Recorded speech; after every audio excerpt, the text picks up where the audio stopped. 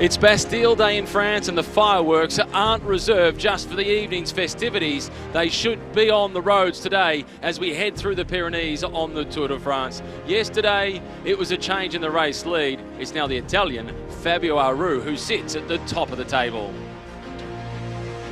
Festivity in France. It's the 14th of July, Bastille Day. Hello and welcome to stage 13 of the Tour de France. Matthew Keenan and Robbie McEwen with you as we look down upon the Chateau of Foix. And today, Robbie, that will play backdrop to a dramatic day of racing in 2017.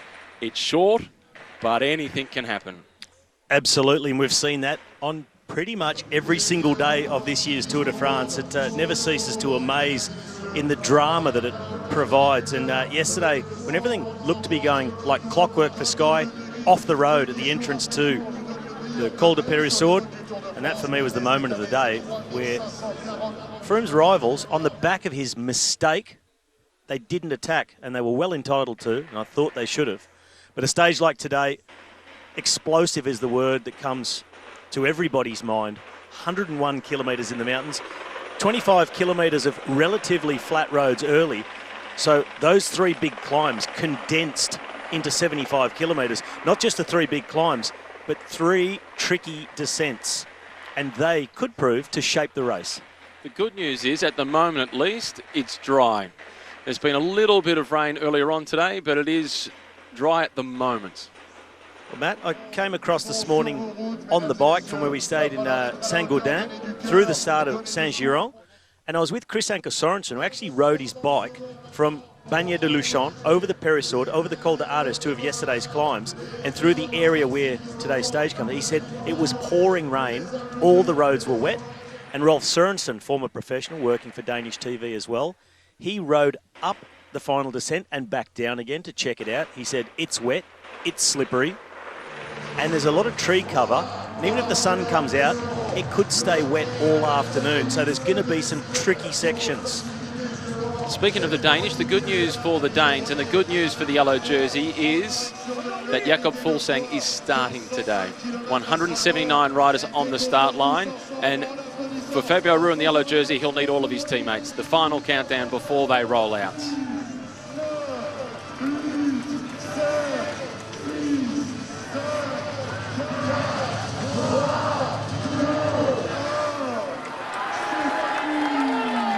The rollout with the leaders of the various classifications on the start of the grid. They depart from Saint-Giron, which has played host to a number of stages of the Tour de France, particularly since the mid-1980s, perfectly located in the valley and amongst the Pyrenees, and it will bring back pleasant memories for the Irishman, Dan Martin, who won here a few years ago and is well placed overall, sitting in 5th position at 1 minute and 41 seconds behind. On those more gradual climbs, I think he's got just that bit more grunt, and especially in the time trial, he's got plenty more. This Jakob Fuglsang at the back of the bike. And if you needed any more confirmation about how tough cyclists are, the guy's got a broken wrist and a broken elbow, and he's still starting in the Tour de France. Got through yesterday, which is a horrific stage. A lot of riders saying, thank my stars that one's over. In addition to that demonstrating how tough he is, it also demonstrates how tough the task is for Astana.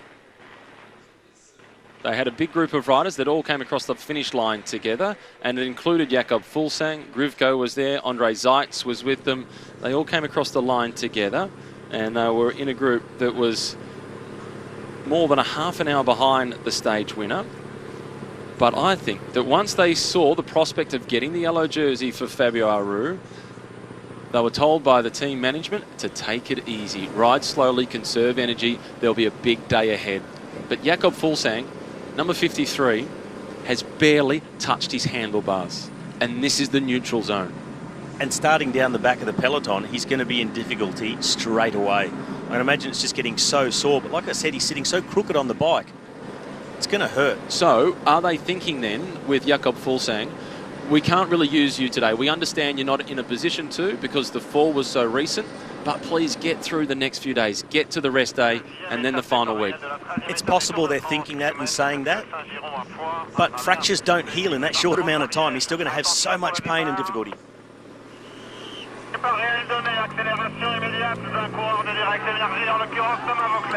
Thomas Voeckler, the first to attack, followed by Warren Barguil. Stage 13 on Bastille Day. The 14 Juillet is underway. Départ réel donné à 14h47. 14h47 de cette 13e étape de la 104e édition du Tour de France. Étape entre Saint-Girons-des-Foix. 101 km à parcourir aujourd'hui, 101 km au programme et 179 coureurs au départ. 179 coureurs au départ. The official start of the day stage at 2:47. 2:47, stage 13 of the Tour de France between Saint-Girons and Foix. 101 kilometers of riding today and 179 riders at the start. A lot of breakaway attempts straight from the start. The race has started, and it started in earnest. We're down to 100 kilometres to go. The King of the Mountains leader, Warren Barguil, followed by a man who has won this classification in the past, but most notably amongst the reactions, Cannondale Drapac and Sky. We saw those two go straight away. Thomas Voeckler wound it up, full sprint with Barguil in his wheel, and it looked surprisingly like those two were just going to be let go straight away. There was then a reaction. Wanty Group Gorbert and Fortuneo Oscaro, but after that, one of the Team Sky riders, could possibly be Luke Rowe or Christian Knies, jumping up the road, the reaction coming immediately from Team Cannondale Drapac. But at the moment, these two opening up that gap, they really need to rely on a bit of hesitation to get away. As we've seen the last days, there's a lot of riders keen to get in the break, especially yesterday. You could just tell there's so many tired legs out there, a lot less willing to go on the attack. There's still a few riders thinking, well, it looked easy for those two to get away. I'd better have a crack. A 100 kilometre stage on Bastille Day, and it's two Frenchmen who are the first to take the initiative. The race at this point at stage 12 has historically never been tighter. It's the first time that there's been three riders within 30 seconds of each other overall by stage 12. And we have four riders within 35 seconds. This race, it was promising potentially to be a dull one after the crash of Richie Porte. Nothing could be further from the truth. Oh, no way. And Jakob look at Fuglsang. Now, look at him from behind. It's not dead on behind, but left shoulder lower. His hip's not even straight on the bike. He's twisted up. We said yesterday, the elbow's connected to the shoulder bone, all that sort of stuff goes all the way down, and it's all linked all the way through the body, and he's nursing that arm. It's dropping one side of his body, it's twisting his hips, he's not sitting straight on the bike. That's going to start affecting his knees. You're not pedaling effectively or efficiently, he's in a whole lot of trouble. Warren Barguil, though, out in front, the leader of the King of the Mountains classification. This is Adashiro now at the front for Bahrain Merida. Everybody wants a piece of the action.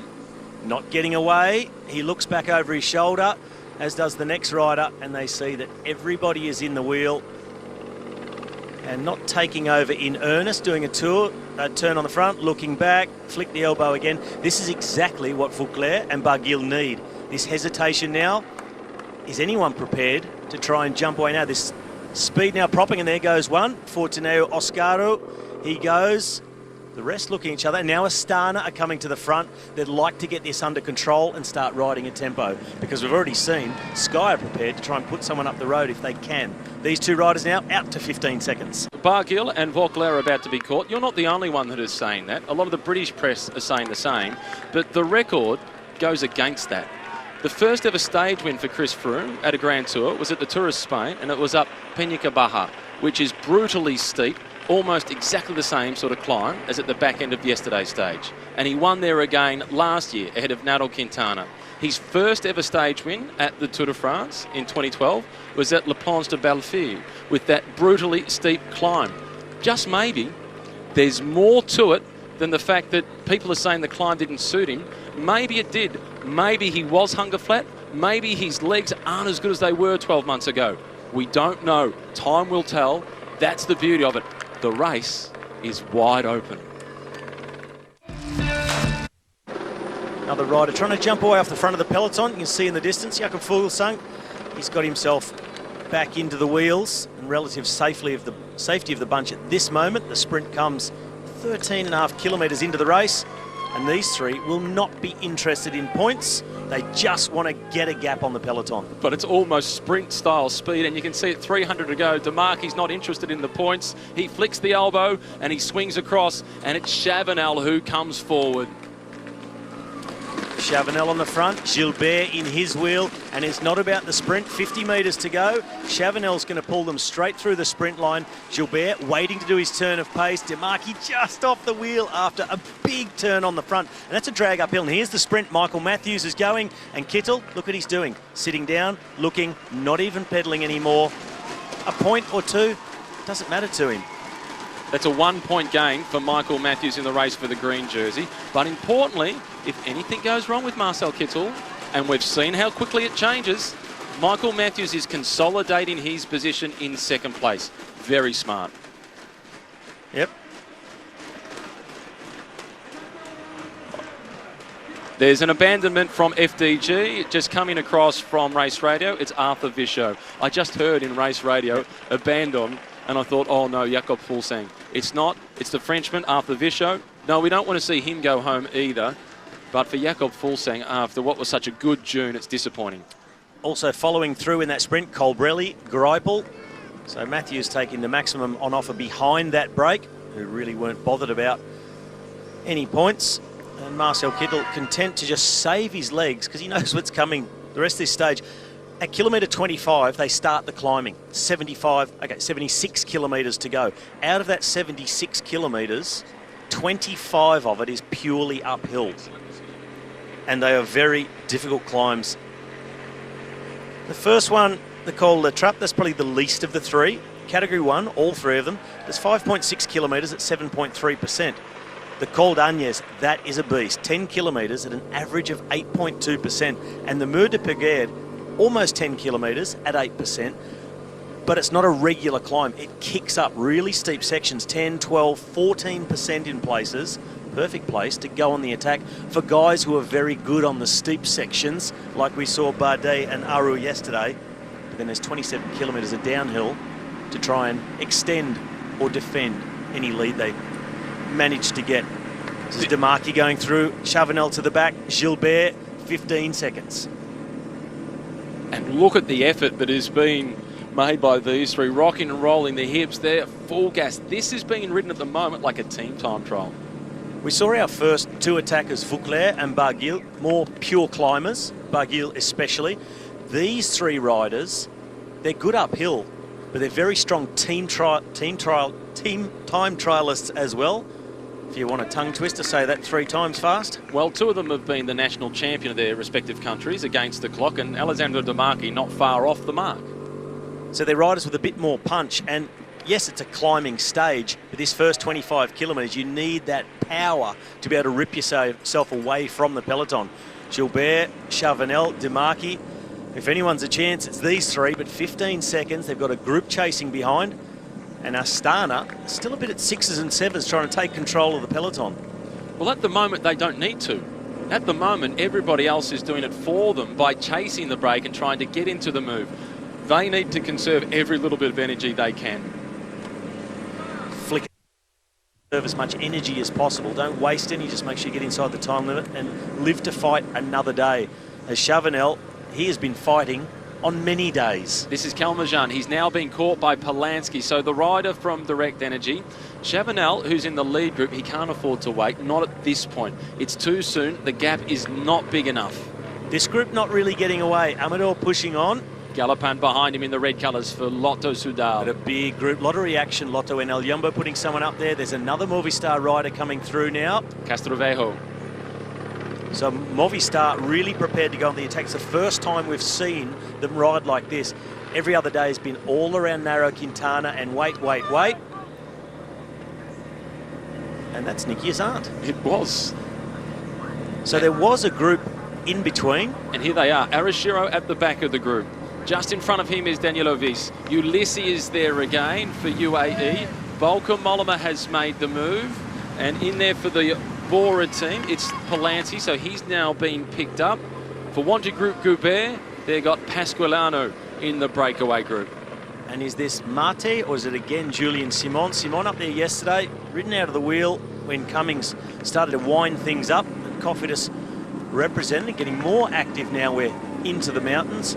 But at the front, 1 minute and 2 to the yellow jersey group. That group we saw on the counter-attack, they're just in front of the peloton. And these three, clockwork. They know they've got to just put in like a team's time trial, not just to get a gap, from now as long as they can to try and get to the finish.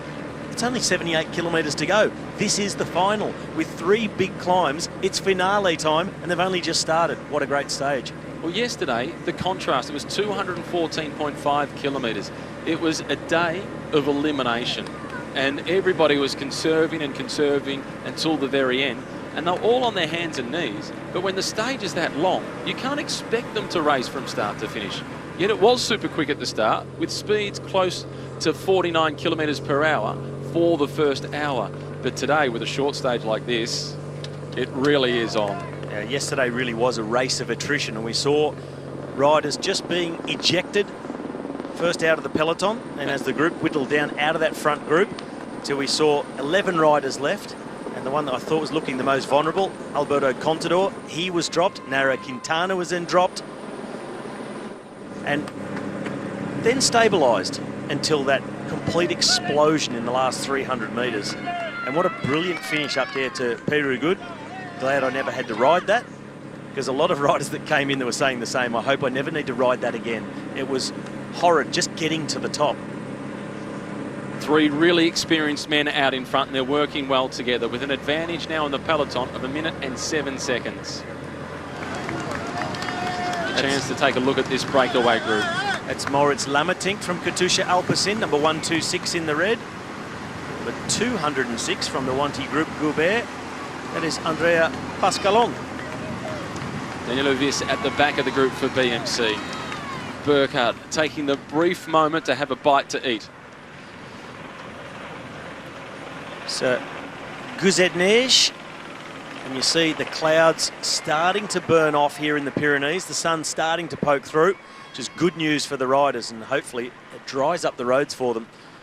Because if they do stay wet, and there's apparently a few places on this final descent with tree coverage, and it was damp an hour or 2 ago, it may not quite dry up in time for the finish, which will just add another layer, another element to this stage. Fingers crossed that it does. In amongst the Spanish Some will say not.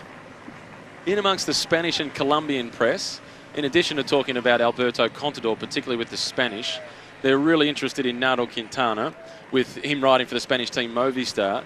And Quintana has been quoted as saying, next year we will focus only on being ready for July. He is paying the price for that Giro d'Italia, where he finished in 2nd position. Nearly everybody that rode in May in Italy is paying the price, with one exception. Mikel Landa, who finished 2nd on 2 stages, and he won 1 stage. He lost a big chunk of time in the race for the general classification, being involved in the fall with Geraint Thomas. But Mikel Landa looks like he's only getting stronger. This is Brice Filou now from the Fortunato Oscaro team, who tried a late attack yesterday. Now 3 leaders. In the blue colours, it's Philippe Gilbert. In the black, with the hint of yellow on them, that is Sylvain Chavanel. And at the rear of the group, it is Alessandro De Marchi. And we can see the chasing group at a little over 500 metres behind, another 200 metres back to the peloton. So that group of the chasers, they don't really have enough distance, enough of an advantage on the peloton at this point to get themselves established. Now, Matt, we've been talking about Landa and his apparent selfish riding. And there's a lot of schools of thought on the matter, what he was doing, riding for himself, because he couldn't help Chris Froome go any quicker. Then there was the school of thought that said, no, he was riding to try and beat Aru, so he didn't get the bonus seconds to try and protect yellow for Chris Froome. I find that one a bit far-fetched. I think that Landa has definitely not forgotten 2015 when he was riding for Astana. Team leader was Fabio Aru at the Giro d'Italia. Aru had a bad day. Landa stayed with him. He waited. They ended up 2nd and 3rd in the overall classification. That Giro was won by Alberto Contador.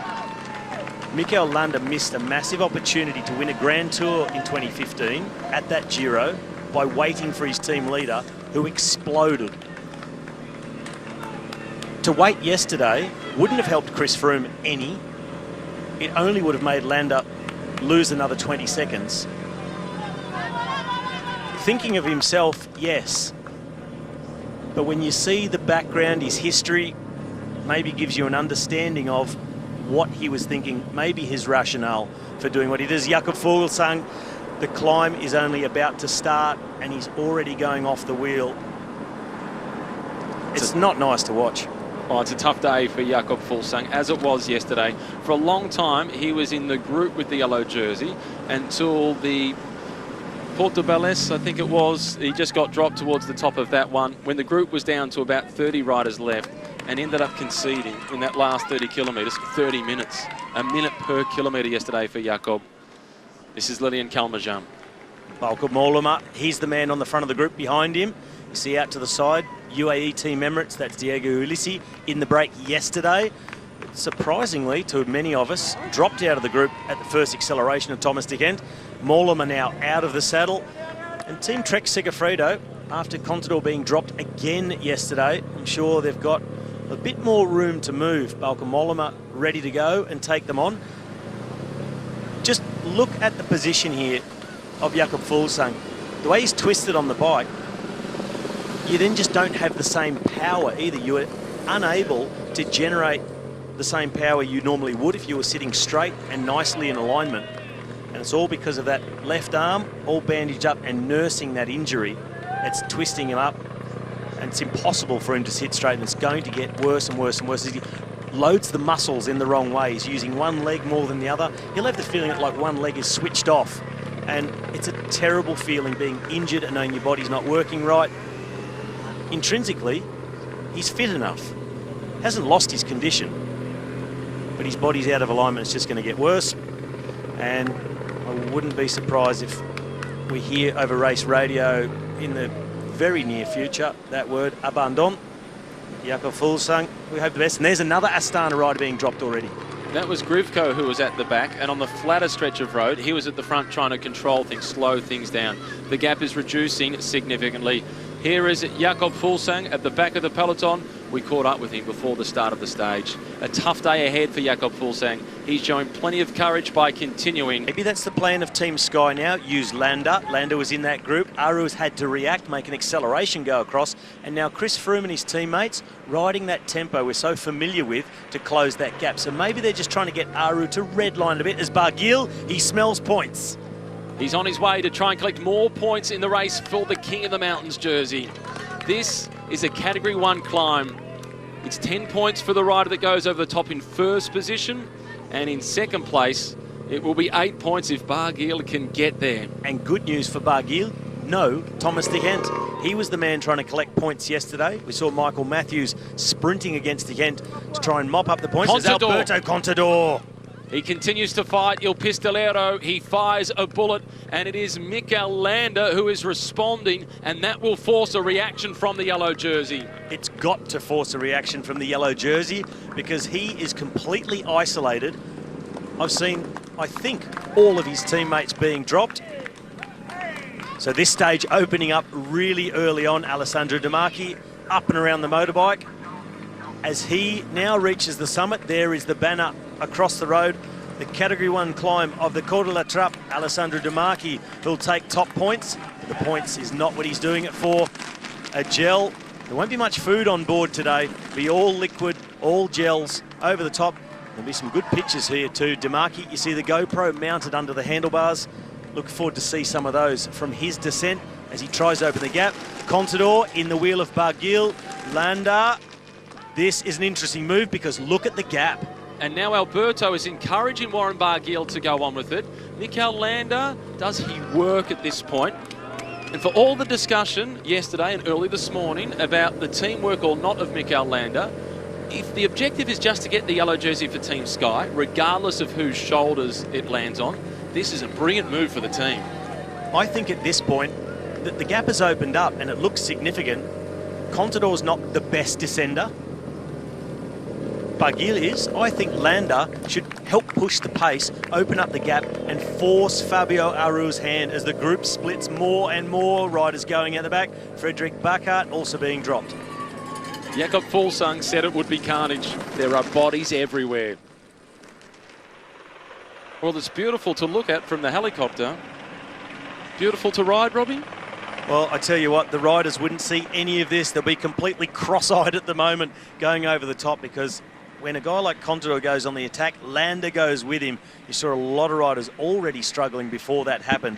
This day, I think, is going to live up to the expectations of Jakob Fuglsang. Unfortunately for him, but fortunately for the fans and for us. An explosion out in front. Warren Barguil is going on with it. So too is Contador. And Mikel Landa sits and he waits. Will he come through to the front? There are strong rumours in the Spanish press that next year Mikel Landa won't be at Team Sky. He'll be across at Movistar. But at the moment he's in a Sky jersey and he's in with a chance of putting himself a lot further up in the general classification. And it was on a stage just like this at the Tour of Spain last year. Contador again proving exactly what you just said with Barguil up the inside. But in a stage exactly like this in the Volta a España last year, Contador did precisely what he's doing today. He isolated the race leader, the red jersey of Froome. Quintana went with him, and Quintana got himself in a race-winning position. Contador cannot win this year's Tour de France, but he can change who does. Oh, he can definitely influence the result of this Tour de France, and I think he'd take great satisfaction out of it if he can. Hasn't been going his way. We saw him yesterday looking better than he was on previous hilly stages. But yesterday, towards the end, I thought he was the most vulnerable looking out of that 11-man group, and it proved to be so. He was the one to be dropped out of it, where all the others stayed together, at least until the last 300 metres, as Demarchi looking for the best lines, finding that entry point nice and wide, hooking it in to the apex, and then straight back on the pedals. I'm sure he'll already have news over the radio from the team car about who is coming from behind him. And Alberto Contador, I'm sure he just loved to help shape this race, and he does never give up. He knows anything is possible. You see one of the back groups coming over the top, and most importantly, the thing for these riders is just keep a tempo. Most importantly, the camera has gone back here to see Jakob Fuglsang, number 53, and he's got some company. Not the company that he would normally keep in the mountains, but the race, with all due respect to Jakob, is at the front. Correct. And Barguil is the man chasing behind this man. He's leading the chase, that three-man group. We said Contador, not the best descender. We saw Barguil swoop through the inside of Contador and go to the front. Contador really was having quite a lot of trouble to follow Barguil. Landa happy to sit in third position. Sit back, recover a little bit on this descent, and I'll be really curious to see how much effort he puts in on the next climb, if he just sits behind Barguil or if he really starts to drive it himself. And I think at the moment, in the first part of the climb at least, he should start to drive the pace to really put Aru under pressure. And for Alessandro Demarchi at this point, with those riders chasing to come across and only a 30-second advantage on the peloton, he still has to go full gas. He can't wait at this point. He'd love the company, but now's not the time.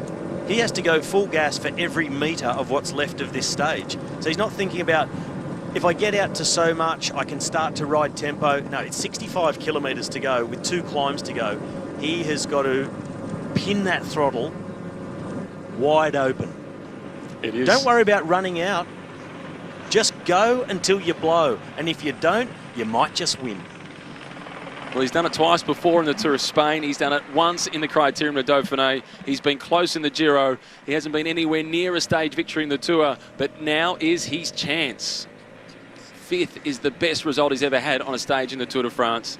But so often at the service of other people, today is his opportunity to do it for himself. And here he is, Alessandro Demarchi, but his lead is not much at all. He's about to make the turn, go through this little village at the bottom, and then it's onto the Col d'Agnès. And there's hardly any rest. No Valley Road today. No, they dive down into Alous-les-Bains, take that right-hand corner, and you see the road twist around to the left and start to go uphill already. And here is that first peloton as the 10-kilometre sign to the summit stands there watching Demarchi go by, and it's the second and third kilometre of this climb that are the steepest, and that's noted by that black section. It's the first part in red, 8.5% average first kilometre. The next 2 kilometres, 10% average for 2K in a row, and not much respite after that, because the next 1, 2, 3, 4 kilometres, all at 8.5% average. This is a really tough climb. Mikel Landa, I think he holds the key to blowing this race apart. Just depends what he's going to do with these other two. And I think he's content to let Contador set some pace. And Barguil, he's had enough. Landa has to react now to go with Contador. He's on a mission. Mikel Landa's riding really smartly today. They now hit the bottom of this climb, the Col d'Agnès. And for Warren Barguil, this is a tempo that he cannot maintain. Contador driving at the front, and even Landa is under pressure. But Landa is measuring his effort much more smartly than Contador. I'm not sure this is a tempo that Alberto Contador can hold. Judging by the last few days, he's been the man in trouble out of the favourites. And the way he hit this climb and that acceleration through that corner, Contador's thinking, you've just got to go until you blow, and if you don't, you might win. That's the attitude you've got to have on such a short stage. It's up, down, and it's over. And Contador knows at the moment he's got to give it 100% to try and build a gap, because still riders trying to come across, and he's got to get Aru under pressure and force him to do the work. This is a lot further back down the road. Tomo Voeckler is in this group in the black and yellow colours, the first attacker of the day. So too is Damien Hausen. Kerienka is there. Pantano from the Trek Segafredo team. Guillaume Martin from the Wanty Group Goubert team. The young Frenchman is finding the going a little too tough. This is Michael Matthews. And this is the group. Is that the group containing the yellow jersey? And Michael Matthews just off the back. Exceptional. No real reason to do it except that he can. How good has Michael Matthews been? He's been fantastic. I mean, as far as the green jersey goes, I mean, he has to recognise that Kittel is just so much stronger in the sprint. Again, the body shape of Jakob Fuglsang nursing the injuries. He said in his interview, the worst part is the downhills and the rough roads, and that's one thing about today. Yesterday was quite smooth for a lot of it. This part of the Pyrenees, much smaller roads, and you just see that sort of coarse-looking bitumen, and they're a lot bumpier. That is going to hurt him so badly. But it's no longer about him today. We know he's out the back. We know he's struggling. That's Meintjes back here. Louis Meintjes, the young legs, just find it a little tough to find his rhythm early, but he will settle in. Number 11, Romain Bardet. He's got 2 teammates with him, but the yellow jersey, Fabio Aru. There's no turquoise of Astana. And there's Chris Froome, number 1. And another Sky rider was going up the road, and Froome, so hard to get a read on him. He's sitting behind Dan Martin, reaches into the pocket. Quintana going forward from Movistar. And he's got to. I mean, there's guys that have got to go on the attack. Contador has to, Quintana has to. Carlos Betancourt, he's there for Quintana as well. This is Roman Siccar from Direct Energy. It's then Carlos Betancourt, followed by Alexis Villemos. It is then Nairo Quintana, Kwiatkowski for Team Sky.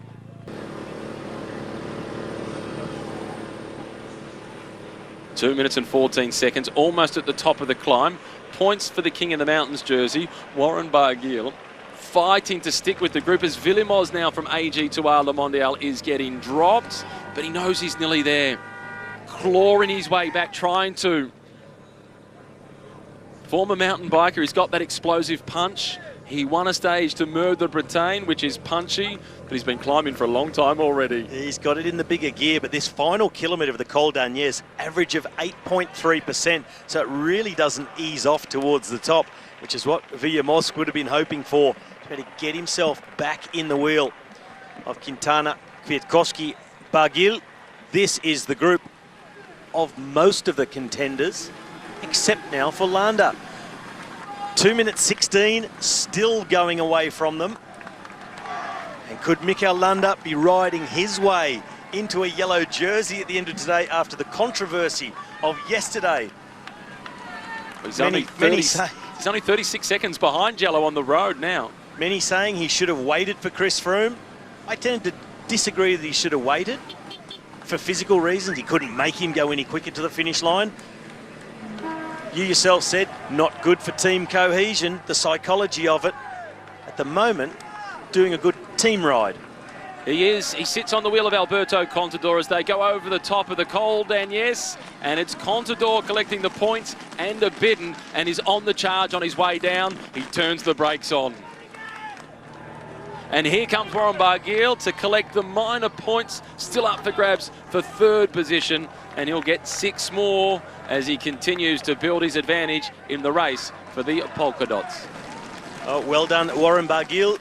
Nairo Quintana behind him, Mikhail Kwiatkowski. Villamos will be hoping to descend back onto them, the former mountain biker. A good chance of catching back up to this group. This is Diego Ulissi on the yellow jersey group. Behind him, Bettiol.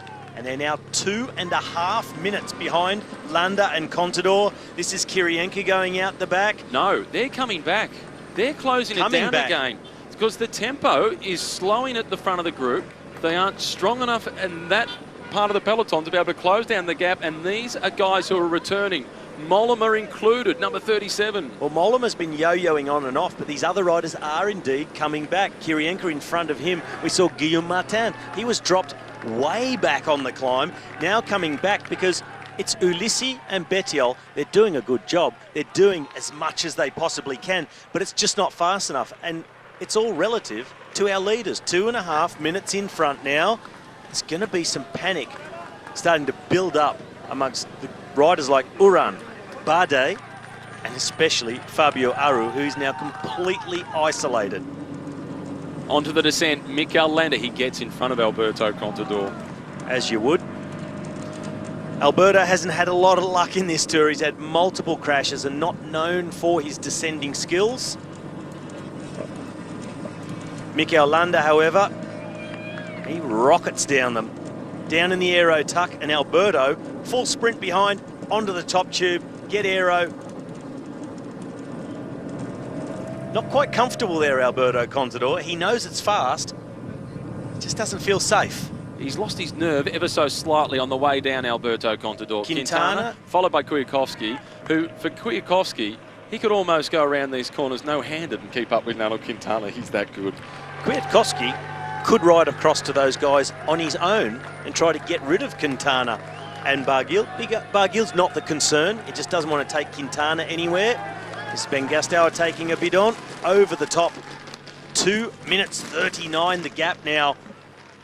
15, 16 seconds away from Mikel Landa being the virtual leader of the Tour de France on the road. Guillaume Martin returns. Boukman in front of him. Not quite time to zip up the jersey, but he wants to. Alberto Contador just trying to stay with Mikel Landa, who is almost at the top of the general classification on the road. The finish line is where it matters the most, but Landa is making a big move up the general classification. And a little hand signal just a moment ago from Landa, not sure what that was. Something to Alberto Contador. Follow me. Now Warren Barguil is going to the front. And again, Kwiatkowski just sitting on, playing the role of the passenger, collecting tickets, waiting for Froome. Gap a little bit if you possibly can, but when they get onto the next climb, I don't think the other favourites can afford to let guys like Bettiol, Gastauer and Ulissi set the pace anymore. Well, there's only one climb to come. It's the Péguerre, and it's a climb of 9.3 kilometres. There's barely any journey through the Valley Road. This has been a day of up, down, and then down to the finish line. This is a 19-kilometre descent, and it's got a couple of little flatter sections in it. So back here in what we'll call the peloton, or the leading, the yellow jersey group. Yellow jersey group, thank you. They've done well to keep those guys on board, Gastauer, Bettiol, Ulissi, because then now they can really push it, get everything on the descent. Everybody else in there can just sit on, rest their legs a little bit for this next 19 kilometres. Let these guys set the pace. And look on the front, Gastauer winding it up like he's riding a time trial, really giving it everything down this descent. The rest sit there. They're making less effort than the guys up in front, Contador, Landa, and also Quintana in the second group. Once they get to the bottom of this descent, it's time. They've got to do it for themselves. One climb to go. With speeds this high, they can't make up a lot of ground on the descent. It's going to come down to who's the most technically proficient. Those cars are too far onto the road. They need every little bit of bitumen they can get. So I think the biggest advantage is not that they're going to really take back time because the speeds are so high. Look at this. Kwiatkowski is attacking on the descent, and already his gap, Nairo Quintana, perhaps he's trying to go across on his own. At the top, the gap for him was only 30 seconds to the front of the race. Here's an attack. Is that Froome? Bardet, followed by Froome. It's Bardet who's the first to go, and Froome is with him. It's now Uran who's responding, and Aru is struggling. Well, Bardet not waiting until the next climb. This is one of those sections on the descent, little flat sections with a little kick up, and then it goes down steeper. And I can guarantee you, Romain Bardet has scouted this descent, and he'll know it well, and he's prepared to take risks. We know that. He came with his parents in May. He walked the final few hundred metres of yesterday's stage, and now he's keeping company with Chris Froome, who's prepared to take the risks on the way down. Because Froome knows with Landa going up the road, that puts his defence in jeopardy as he aims for Tour victory number 4. Bardet is brilliant on the way down. Chris Froome quite wide through that corner, really starting to find his limits, and Bardet has decided, I can't afford to let the teammates ride down here and just peg that time gap. I've got to start taking time where I can. I'm a good descender. That means now. We pay too much for these chairs because we're not using them. It's only the edge. We're on the tip of the seat. This is a day of brilliant racing. Landa out in front with Alberto Contador. Contador no threat for the overall standings. He wants a stage victory and perhaps just to put himself wildly dreaming back into calculation, but he's more than 5 minutes down. The yellow jersey, all on his own, has responded. He catches the group with Froome. So too does George Bennett. He's the next in line. Meintjes, then Bennett.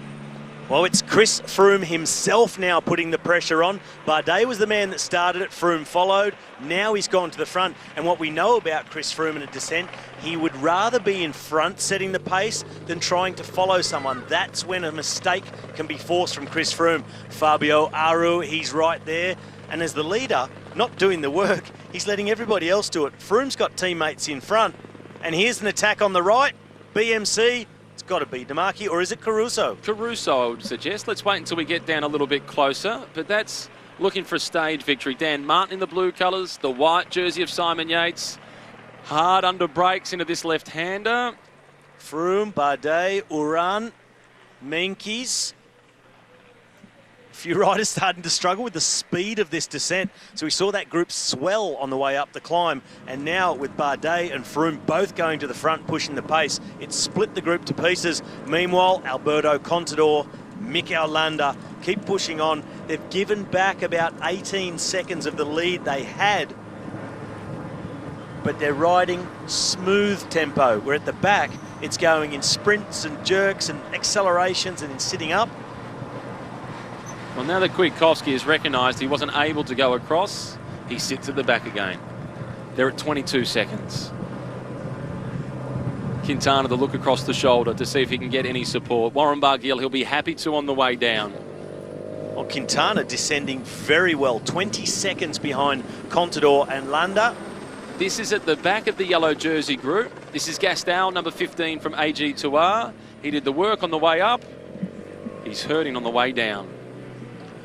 And I think his job will be done when they hit this next climb. They're going to have to mount the chase with everything they've got on Mikel Landa. Well, they're going to see the yellow jersey go to an unexpected man in Team Sky. Potentially. I think he's a huge chance. Well, at the Giro d'Italia this year, he finished third on a stage, 2 seconds. He won a stage, 17th overall, and he won the King of the Mountains classification. Everybody else who rode that Grand Tour in May is really struggling. Quintana, he was buckled yesterday, but not Landa. Let's talk about Fabio Aru. He'd be concerned that he's isolated, but he would have expected it. But at the moment, I would imagine on the inside at least, he's smiling a little bit because everybody else is doing the work. They're more nervous than he is. Bardet is gone, Froome's made an acceleration. It's Aru leading the race, but it's the others taking control. And this is what we spoke about in the first week. when Aru was hardly mentioned in the favourites, and we made reference to the fact that he's one of the few guys in the race who's actually won one of the 3 Grand Tours. The Vuelta 2 years ago, he got the win there, so he knows the pressure of trying to win. And I think as importantly as that, he knows the feeling of losing a Grand Tour and finishing second, because the lessons you learn from a defeat, they stick with you longer. Winning can seem easy. When you've lost, you analyse, you learn a lot. It just adds into that experience bank. Goes for life, not just for bike races. Quintana, well, he experienced defeat yesterday by his standards, but he's showing his strength of character today as he fights back. He's within 13 seconds of the 2 leaders.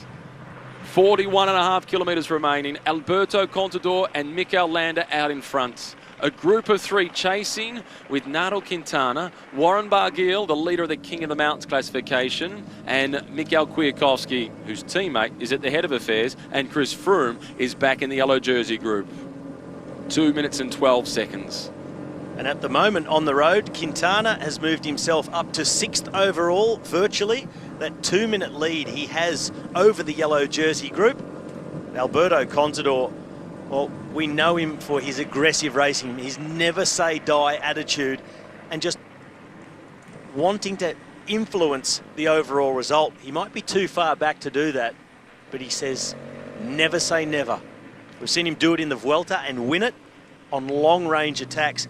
This is the type of stage and the type of attack we've seen him successfully round off so many times. Can he turn back the clock and do it one more time? A stage win is surely all he can hope for. This is the rear of the yellow jersey group as Ben Gastal desperately tries to hold on. And if he does, it will be straight to the front and empty out the tank for Romain Bardet. Well, one man who is doing that, I thought I spotted him still there, was Primoz Roglic, yes, the time trialist, the Slovenian time trial specialist for George Bennett, because it's guys like Bennett who are now under pressure with Quintana being up the road. All these guys in the top 10, whoever's got a teammate will be using them up now. But a few more kilometres, it's time to do it themselves, because they will pretty soon be on the foot of the Mur de Péguerre.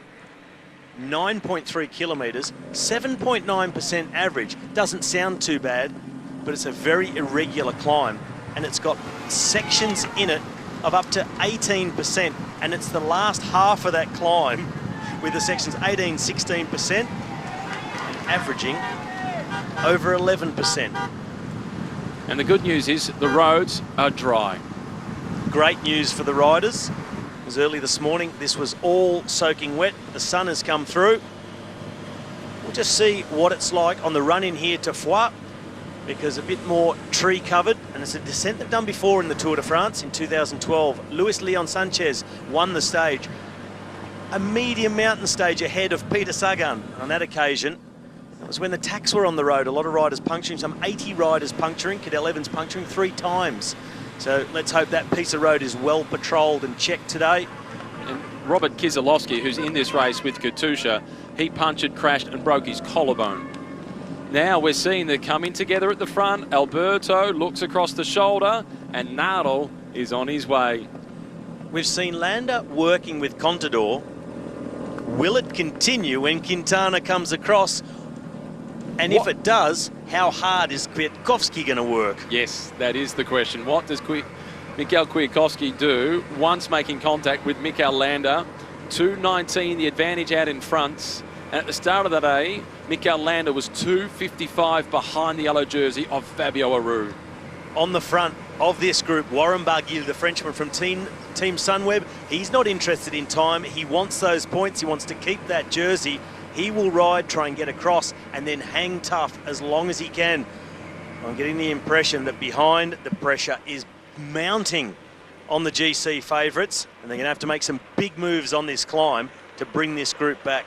No more hiding. And are now working on the front. Contador sitting in the wheel. And the car that was just trying to go back past the peloton to get up to the front, Team Sky. Getting the impression that this group... Fuglsang has abandoned. There we go. And to be expected, it's a real shame to see him injured and pull out of the race. He battled on as best he could, but reality is it was not going to get better. He's got 2 fractures. It's not getting better. It was only going to get worse. Have to come back and try again next year.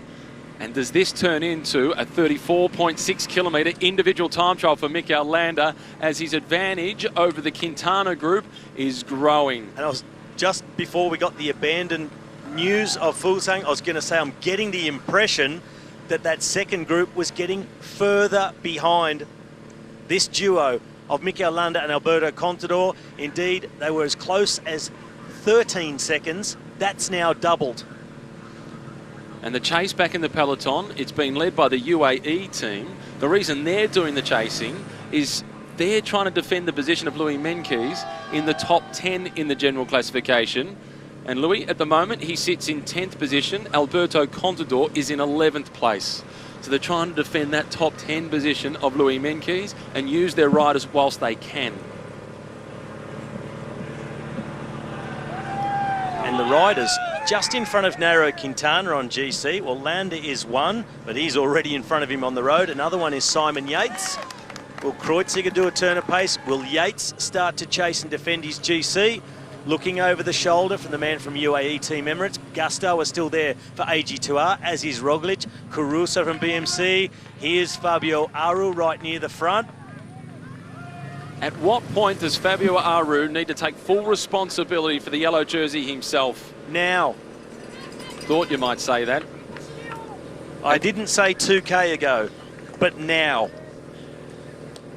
He's really playing with fire, but he doesn't have much choice. He's got no teammates, no support. He's been very lucky so far that there's riders here doing what they are doing from other teams. Aru effectively does have a team in front of him at the moment, but he also has a 2-minute 22 gap to Mikel Landa, who at the moment is 30 seconds away from pulling that yellow jersey off Aru's shoulders and bringing it back to Team Sky. It's not the way we thought we'd see it come back to Team Sky. In fact, we never thought we'd see it have to come back to Team Sky when Chris Froome took it. But this race keeps giving us such wonderful surprises. So, still Kwiatkowski, he sits at the back of the group, and in fact the chasers are now out to 50 seconds. Contador and Landa continuing to grow, and now the job is done. One more out the back door. This is Durasek from UAE. That yellow jersey is 8 seconds away from resting on the shoulders of Mikel Landa as Kwiatkowski just gives a little bit of distance to Quintana. I don't believe Kwiatkowski is getting dropped. He's talking on the radio. Kwiatkowski is waiting for the next move of Team Sky. For Chris Froome to attack. He's not riding for himself, Mikhail Kwiatkowski. Never does when he's at a race like this. He is an incredible teammate. They've got a plan. And we're not far away from being executed because they're now on the steepest slopes of this Mur de Péguerre. Mur, of course, French for wall. And that it is. Alberto Contador out of the saddle. Mikel Landa looking really comfortable. Quintana, Barguil, and Barguil just looking for points. Keep that jersey another day. And hopefully for him, get a big step closer to that final podium in Paris. Kwiatkowski saving the legs. And the way he's got that searching look across the shoulder, he is waiting for that next move. I'm sure you're right. It's not a look waiting for assistance. It's a look gauging. Roglic now going to the front. One of the teammates of George Bennett trying to up the tempo. But this is still a big group. The big favourites will know it's this left-hand turn. They come onto the steepest part. A lot of riders in this group, Galopin, etc. They need to be in front of those. They can't afford for gaps to fall. Greg Van Avermaet is still in that group. A fantastic ride, but it also says that they haven't been going fast enough, and the time gap tells us that. 10 seconds until the yellow jersey changes hands. Roman Siccar, a mechanical problem. He's been riding brilliantly, Roman Siccar, today. Villemos has been caught from AG2R Le Mondial. He was somewhere in the middle. This is Gastau, and now it's Roglic, followed by Bennett. And Bennett has a gap. Bennett has now moved up to the wheel of Ben Gastau.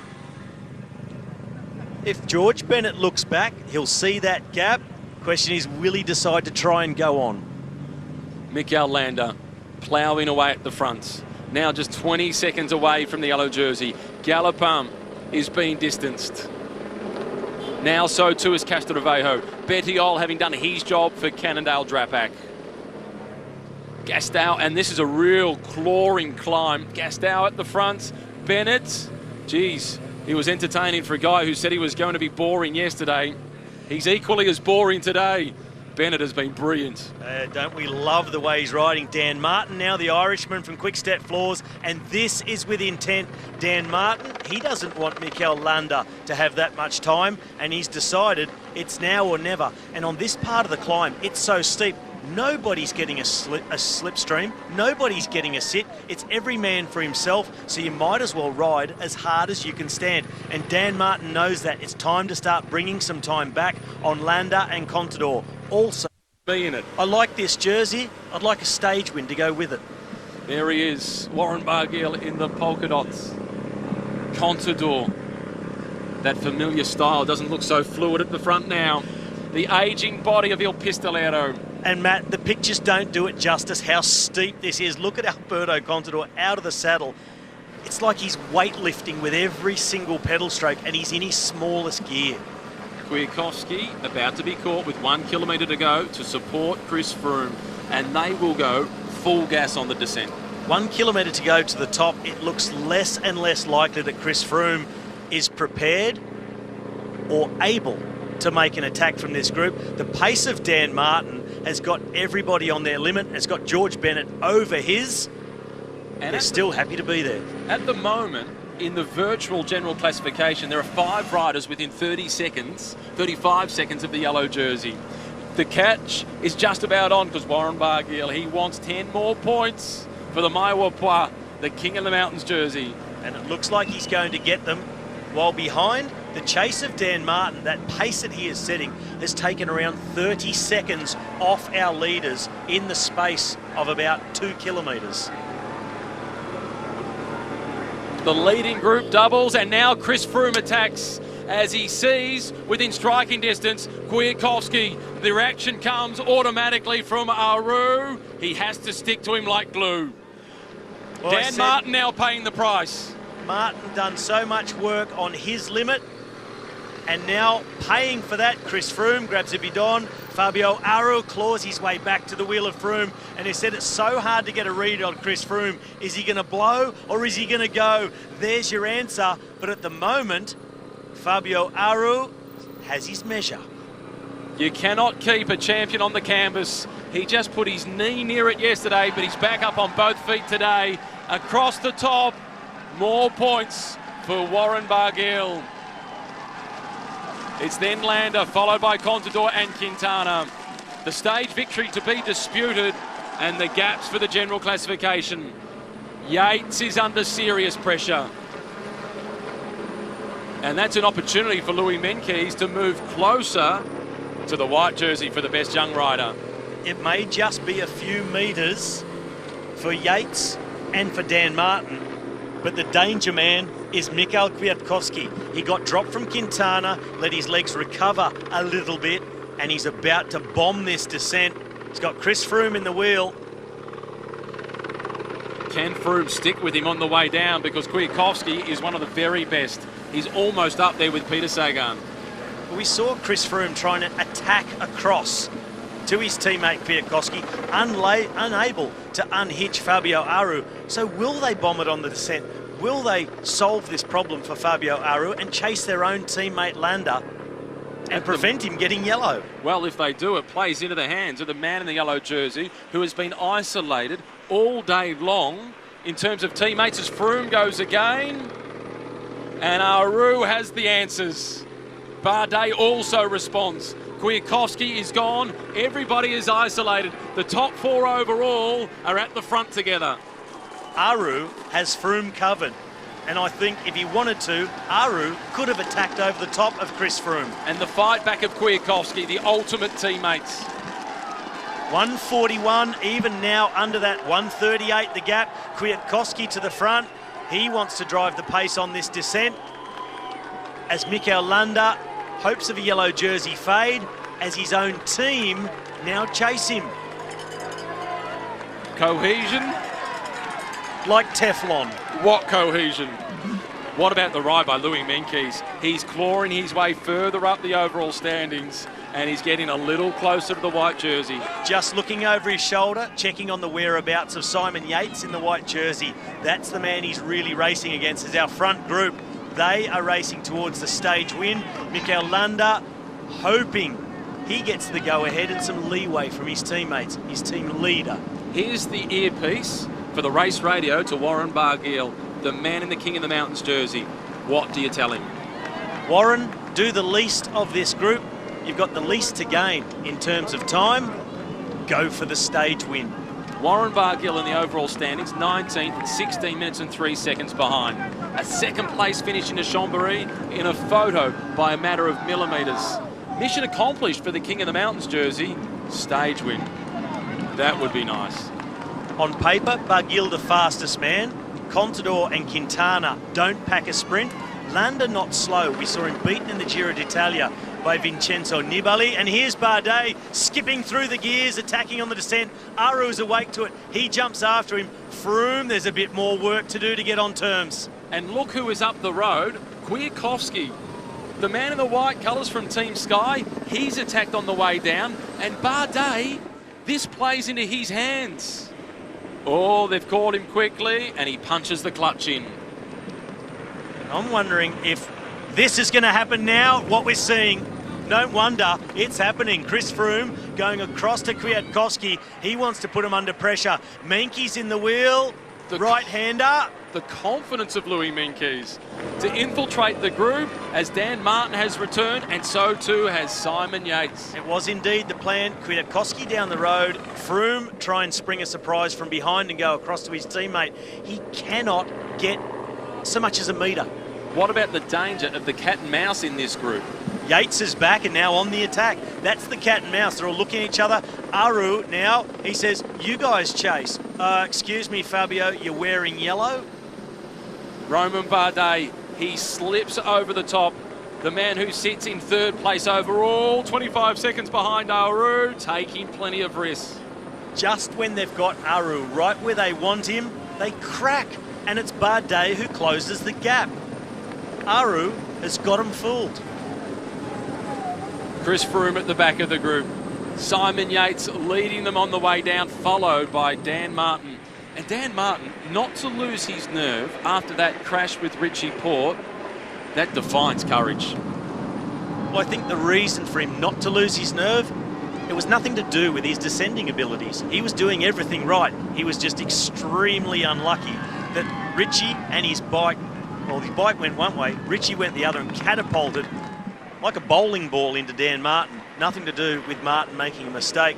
So no reason to lose his nerve. Still hurts a lot. Still hurts a lot, but he's made a great comeback. He did all that work, almost paid the price. He was just offloaded, but made his way back. Now he's back on the front of this group. 10 kilometre of descent to go, but it's not steep. It's nothing like the other side. And Froome is going again. Dan Martin is at the front. Froome bridges across to him, and now they look.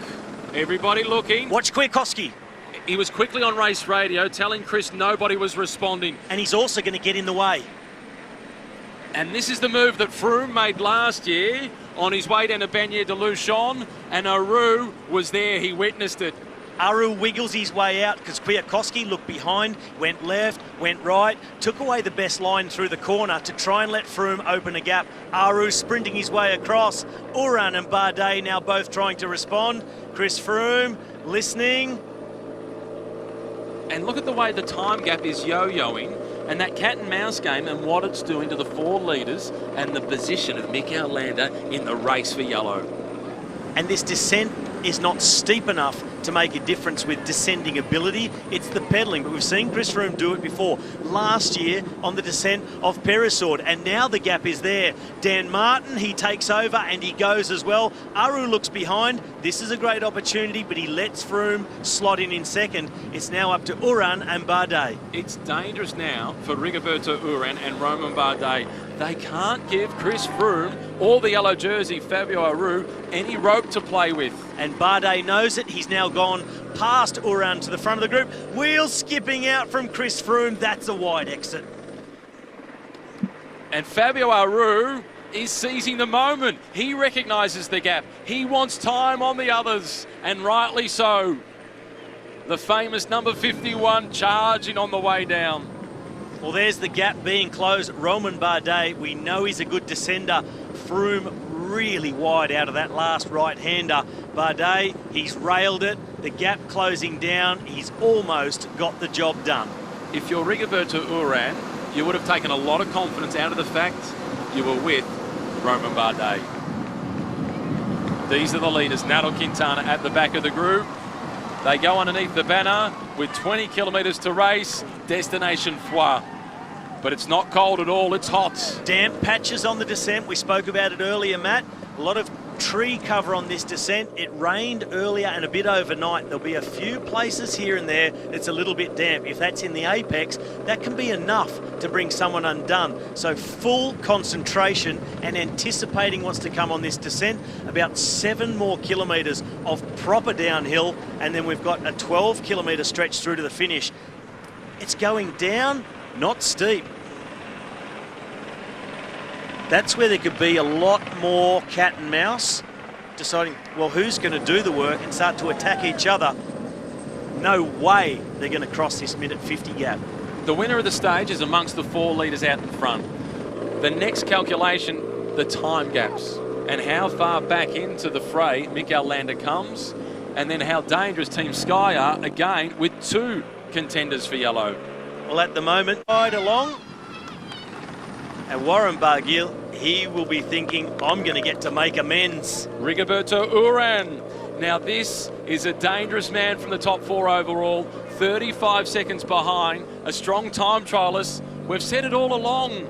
His team manager, Jonathan Vaughters, has asked the question, what is he? Voldemort? You can't mention his name? Rigoberto Urán, Rigoberto Urán. We've said his name. He is off the front and he's taken the opportunity. You said earlier, it's like he's flying under the radar. He's in the brightest kit, but he's almost unseen in that front group. All the others have been attacking and chasing each other. This is Urán's first move, and he's away.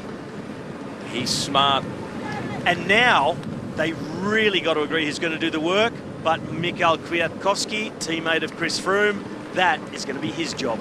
They respect Rigoberto Urán, and so they should, because Rigoberto Urán used to be one of their teammates. They know how good he is. Well, they'll know he's more than capable to ride alone against the clock and hold off a chase. And that's why Kwiatkowski is now at the front. Aru in second wheel, Chris Froome, Romain Bardet, Dan Martin, Simon Yates, and Louis Meintjes, the South African. Brilliant ride from him as well, under pressure on the climb, but able to just hang on in there. 8.4 kilometres to go for our leaders. Still a 2-minute gap to the group led by Mikel Landa. And Urán takes a run into the slipstream of the motorbike and at the front. Disagreement all round. Contador not wanting to work. He wants a stage win. I don't think he's too bothered about GC. He's lost so much. He's 5 minutes plus behind already, Alberto Contador. He doesn't want to do any work. He's 7:14. General classification doesn't matter for Alberto. A win does. And guess what Warren Barguil would have said to him? Me neither. Stage win? Me too. Absolutely, because Barguil is at 16 minutes. It doesn't matter. The other 2 have got the most to gain by staying in front with a decent gap, pushing that pace. And for mine, Landa is the man who could challenge Barguil in a sprint. Contador, sprinting snail. 10 years ago, maybe. Not against Barguil the way, and we saw it against this man, Urán, in the sprint in Chambéry, lose in a photo finish, coming home with a wet sail. And look at the cooperation behind Aru, Bardet, Kwiatkowski has done his work. So instead of putting Aru under pressure, they suddenly collaborate, and they've brought back Urán. Urán will look and, as if to say to Bardet, you're riding for Aru. Amateur. Nice when they get a bit closer at 1 kilometre to go for the lead group. And it's Landa at the front and Warren Barguil in the box seat in second position, but he shouldn't go forward at this point. There's a tight right-hander to come, which is 180 degrees. as they turn into the main street of Foix. This left-hander, long straight. This is the beginning of the run to that hairpin. Warren Barguil just backed off the wheel, giving himself room. If there's a last-ditch attack from anybody, he's got to be able to get himself out, leave himself some room, not get hooked against the barriers. Landa still pushing for time. Contador not backing himself in the sprint. He's the first to go. And again, Warren Barguil, following your instructions, he's in second position. Second position. He's got to stay there. To the hairpin now, very tight. 250 to swing it. Warren Barguil, good line. Round Contador. Line him up. Out of the corner. They straighten up for the finish. It's Barguil who's got his nose in front, and he comes out of there with more momentum, having taken the corner better than Contador. But they continue to fight as Barguil, the brave of Brittany, celebrates in Foix. Perfect execution. Barguil has got his revenge. The man in polka dots. The memories of Chambéry washed away. He's got himself a new photo, and nobody else is in it this time. Now the group, Yates and Martin still off the front, stalemate at the back, and finally Fabio Aru has to do a turn. Amazing, first time this stage. With a kilometre to race. Dan Martin and Simon Yates trying to pinch vital seconds as Louis Meintjes is racing for the white jersey. Meintjes can't afford to let Yates get time. He's already behind him for that white jersey. He just wants to narrow the gap. You can't look behind Louis. You got to try and close it down. Flick of the elbow from Meintjes. Bardet, he doesn't want to go yet. He doesn't want to get jumped and lose seconds in the finish. Yates and Martin, they are going to gain some. 1 minute already ticked by from our leaders coming in. Landa will not get the yellow jersey, but he's right back in contention. He will be inside the top 5, and there is a little bit of a stalemate behind. Kwiatkowski takes up the chase. There's no time bonuses, so Dan Martin and Yates are full throttle to the finish line. And they're going to get themselves a good 10 to 14 seconds. Martin packs a sprint, so does Yates. They'll both sprint out of this corner, and they are opening up the gap to the chase group and edging closer. Full gas to the finish line, Yates and Martin. It's the time that matters the most. 1:38. The gap now to the group containing the yellow jersey. As Kwiatkowski looks over the shoulder, they've gained almost 10 seconds. The yellow jersey stays with Fabio Aru, but Mikel Landa is a threat. But the news of the day, the French National Day, Jour de Bastille, Warren Barguil, a new French hero is born. And the general classification, as we see Mikel Landa up to 5th at 1 minute and 9 seconds behind. The top 4 haven't changed.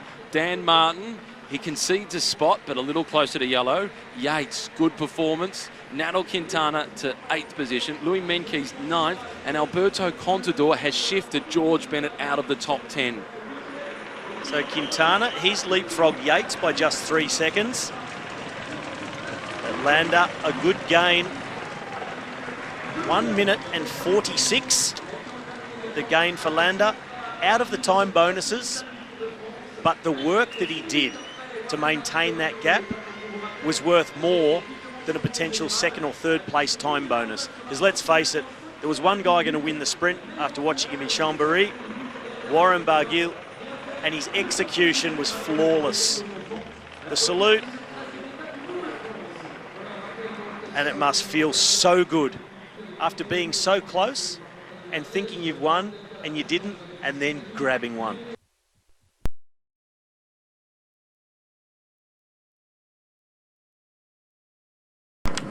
Gigantic fireworks display. So anybody wanting to go to bed early last night, they wouldn't have got a wink before about 11:30 when most of the fireworks displays finished. And in Rodez, where we stayed, a really nice finale to it. Was that about around 11 o'clock in the evening the fireworks got started last night after a nice dinner, eating pizza in Rodez, a beautiful little town perched high on the hill at an altitude of around about 400 metres or so. And it's quite warm here at the finish line with temperatures rising up towards 30 degrees. This is Timo Ruzen, now Maxime Bouet. Thomas again Thomas Voeckler in the breakaway for Direct Energy, and Reto Hollenstein is in the move for Katusha.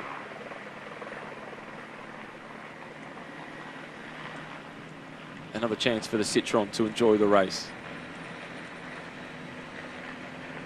3 teams doing the chasing, and they've put a lot of resources at the front. This is Andre Greipel, number 131. Lotto Soudal not chasing, but the other side of him in the black colours from Lotto NL Jumbo, George Bennett. It was a tough day yesterday for George Bennett. He slipped in the general classification to being just outside the top 10. Bennett now finds himself in 11th position. 11th overall, George Bennett. He's 6.24 down on the yellow jersey, but he's no threat to yellow. His biggest concern is to get back inside the top 10.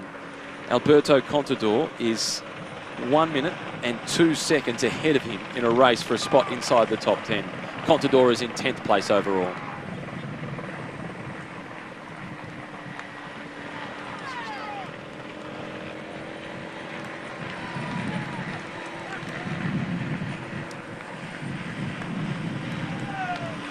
Hollenstein swings off. It's now Timo Rosen, the big Dutchman from Lotto NL Jumbo. Getting down, getting aero. Of tailwind by the looks of things here. You see where the man is in second wheel, just offset a little bit to the right. So just hitting them a little bit from the left-hand side. As they get a bit further down the road stops winding and changing direction as much.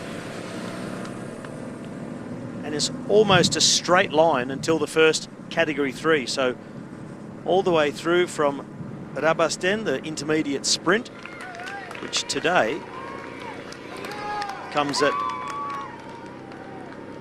126 kilometres to go, so in 18 kilometres time. Through to the category 3, so with 50 kilometres to go.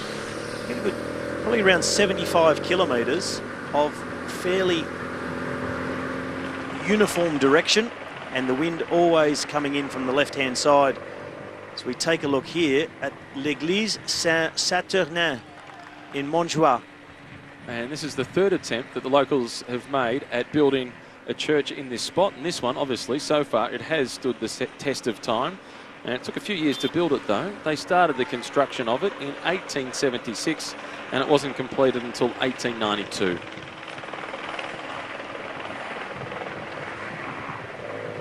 Breakaway working well together, but their advantage now, at one point out to almost 3 minutes, has quickly been reduced down to 2 minutes and 6 seconds. So Sunweb, Bahrain Merida and BMC are pretty keen to keep a tight rein on this breakaway group. Peloton really moving, the average speed so far up towards the mid-40s, around about 44 kilometres per hour so far. The breakaway with Thomas De Gendt. We've seen quite a few interviews with various people on the race where they get a choice between A and B. We've seen Thomas Voeckler, Fabio Aru, Chris Froome as well. Now we've got the race director. Here he is, Christian Prudhomme, making his selections.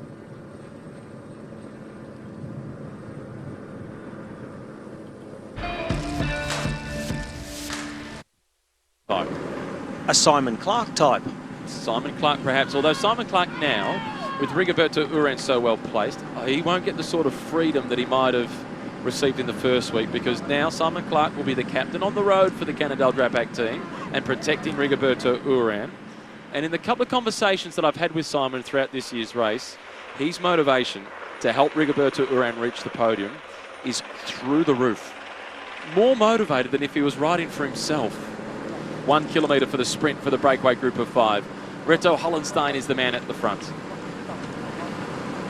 Well, the road following the banks of the Tarn River, inside the kilometre to the sprint. Hollenstein on the front, Timo Rosen, Voeckler, Bouet, Thomas De Gendt at the back. We'll see who's the most keen. At the moment, Bouet just making sure he's got some open space. Little look across.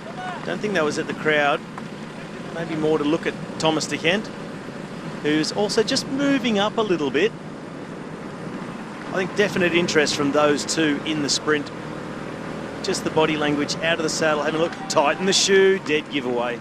He is definitely going to contest this sprint, Thomas De Gendt. He likes to pick up prizes along the way. 500 metres to go, and he's picked the right wheel with Maxime Bouet, and also into the drops at the front, Timo Rosen. Well, it's not a matter of if, but when Thomas De Gendt decides to go. Bouet trying to look nonchalant. De Gendt's got to make sure he doesn't get boxed in here. It'd be good to jump fairly soon. 300 to go. Probably wait around a few more seconds, I was going to say. Those seconds ticked away as I thought about it, and Bouet jumped straight away. The two we picked going for it. De Gendt in front, Maxime Bouet trying to stay on terms with the big Belgian, but it is De Gendt who is proving to be too strong. He collects the prizes. 20 points going to his name in the race for the points classification. Bouet the next across the line. So for Maxime Bouet in second position, he'll collect 17 points. And it was always going to be Thomas De Gendt to do the sprinting as soon as those shoes got buckled up. And then he was down into the drops, ready to pounce. Now, what sort of a sprint will we see from the main peloton? As the winner from the peloton will collect 10 points. So they're points worth picking up. There'll be very few men interested. And we might see somewhat of a team's time trial formation with guys wanting to sit in the wheel and follow in rather than getting out and sprinting. And I wonder if guys like Colbrelli and Greipel will continue to do what they did yesterday, following to get the points. And here we go, Marcel Kittel. He says, I'm not likely to get anything at the finish today, so I'm going to make a proper effort here. Michael Matthews in his wheel, Greipel behind him. No sign of Colbrelli, so 3 riders at the moment likely to fight this one out. And Marcel Kittel, well, he will want to make sure today he doesn't get jumped by Matthews, and Matthews would do well to do what Kittel did yesterday. Stay in the wheel, follow the slipstream, get some points, give back a point, but save his legs for the finish where there's 30 on the line, and Marcel Kittel is not likely to get any. This is Julien Vermont at the front, followed by Jack Bauer. It's then Fabio Sabatini. The green jersey, Kittel. Next in line is Matthews, followed by Andre Greipel, who is now being boxed in, and Michael Matthews almost boxed in by Philippe Gilbert, as Sonny Colbrelli is coming around the outside in the red colours. Bauer starts to wind it up. Matthews is looking composed. He sits behind the green jersey of Marcel Kittel. Kittel just checking underneath the legs. Bauer out of the way, it's now Sabatini. Marcel Kittel, Michael Matthews not wasting energy, stays in the slipstream, doesn't bother to really challenge. Sabatini just staying in front of Andre Greipel across the line there. But as we said, and as expected, Kittel making a bigger effort because he's not relying on getting points at the finish. And I would be surprised if he gets over those Cat 3s, because I think other teams may want to make sure they eliminate him. Just a smile across, Michael Matthews saying, nice one, happy to stay in your wheel. So Matthews doing exactly as expected, and I think exactly as he should have done, staying in the wheel. Save everything for later on. He's got more to gain, bigger fish to fry. And in truth, I don't think he's going to be able to peg back that lead of Kittel. Even if he wins today, be back to around 100 points behind. Isn't this a beautiful shot of the Tarn River, the church of Notre Dame de Bourg in Rabastens, the town of the sprint. And this pretty little church back in 1998, UNESCO actually chose the Notre Dame de Bourg as one of the 71 major buildings, illustrating the routes of Santiago de Compostela as part of that famous pilgrimage through to Spain. The church itself, it was built between 1235 and 1270. It was transformed throughout the wars of religion and used as a guards headquarters. And after undergoing the same fate as most of the churches throughout the French Revolution, with some damage done to it, there was a lot of restoration work that was carried out from 1856. And as part of that, they cleaned off a lot of the walls and the whitewash from inside, and they revealed a number of murals that were inside the church that for quite a few years nobody knew about because of the various painting that had gone on over the top of them. And probably more. Reto Hollenstein, Katusha Alpecin in second wheel now, Maxime Bouet and Thomas Vauclair having a peek around the corner. Can be a little bit tricky, the descents in this area. really winding, a little bit uneven road surface, a little bit bumpy, and that kind of coarse road surface. It's often in this part of the world when it gets really hot, the road can start to melt. It's a horrible sound to hear, your tyres sticking to the tar. So we look at the Viaduct de Vieux, which took some 5 years to build from the back end of 1897. And it was won by an architect to be able to do the construction of this viaduct. And he managed to beat out Gustav Eiffel to get the contract to be able to build this viaduct, which is a magnificent piece of work. Some 3,800 tons of steel has been used to produce this. Funny he beat out Eiffel, because I was just thinking as I looked at it, it has a similar looking structure, shapes to the Eiffel Tower. I'm not calling plagiarism, but we won the competition. It's a railway that goes over the top, and it's been listed as a historical monument since 1984. Rosen, little mechanical for Rosen. He's just jumped the chain, it's got stuck, and he just can't get it out, so he'll need mechanical assistance straight away. He's got it, flicked it back up.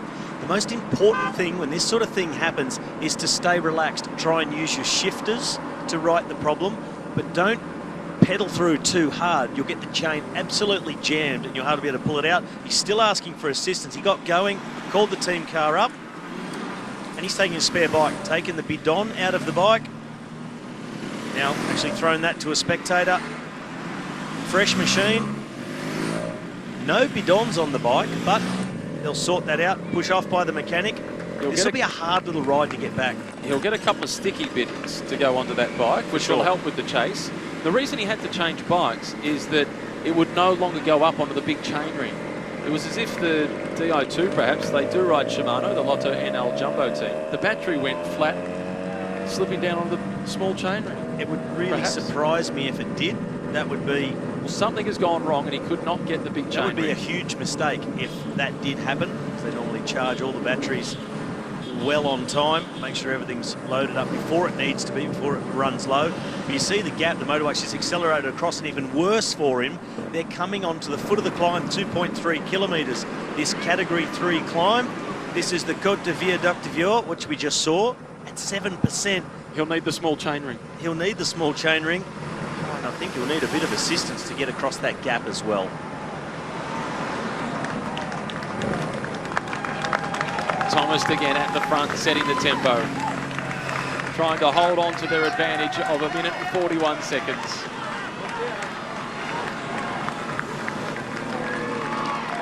And I'm looking forward to seeing, as we look at the peloton approaching the base of this Category 3 climb, once they get over the top, they'll hit the 50 kilometre to go mark. I wonder what sort of tempo Sunweb and BMC will set to try and loosen the legs of a few of the other sprinters who will be hoping to hold on. And anyone taking a close look at that 3D map, they would have seen up the climb, as we look at the Le Pont de Tanous, up the climb, there's always a plateau after the climb, so you're not straight onto a descent, and that's where it's open and windy, and that's going to make the end of this stage so interesting. Tell us about the Pont de Tanous. Do you know anything? Well, there's two of them. There's the new one upstairs, and there's the old one downstairs.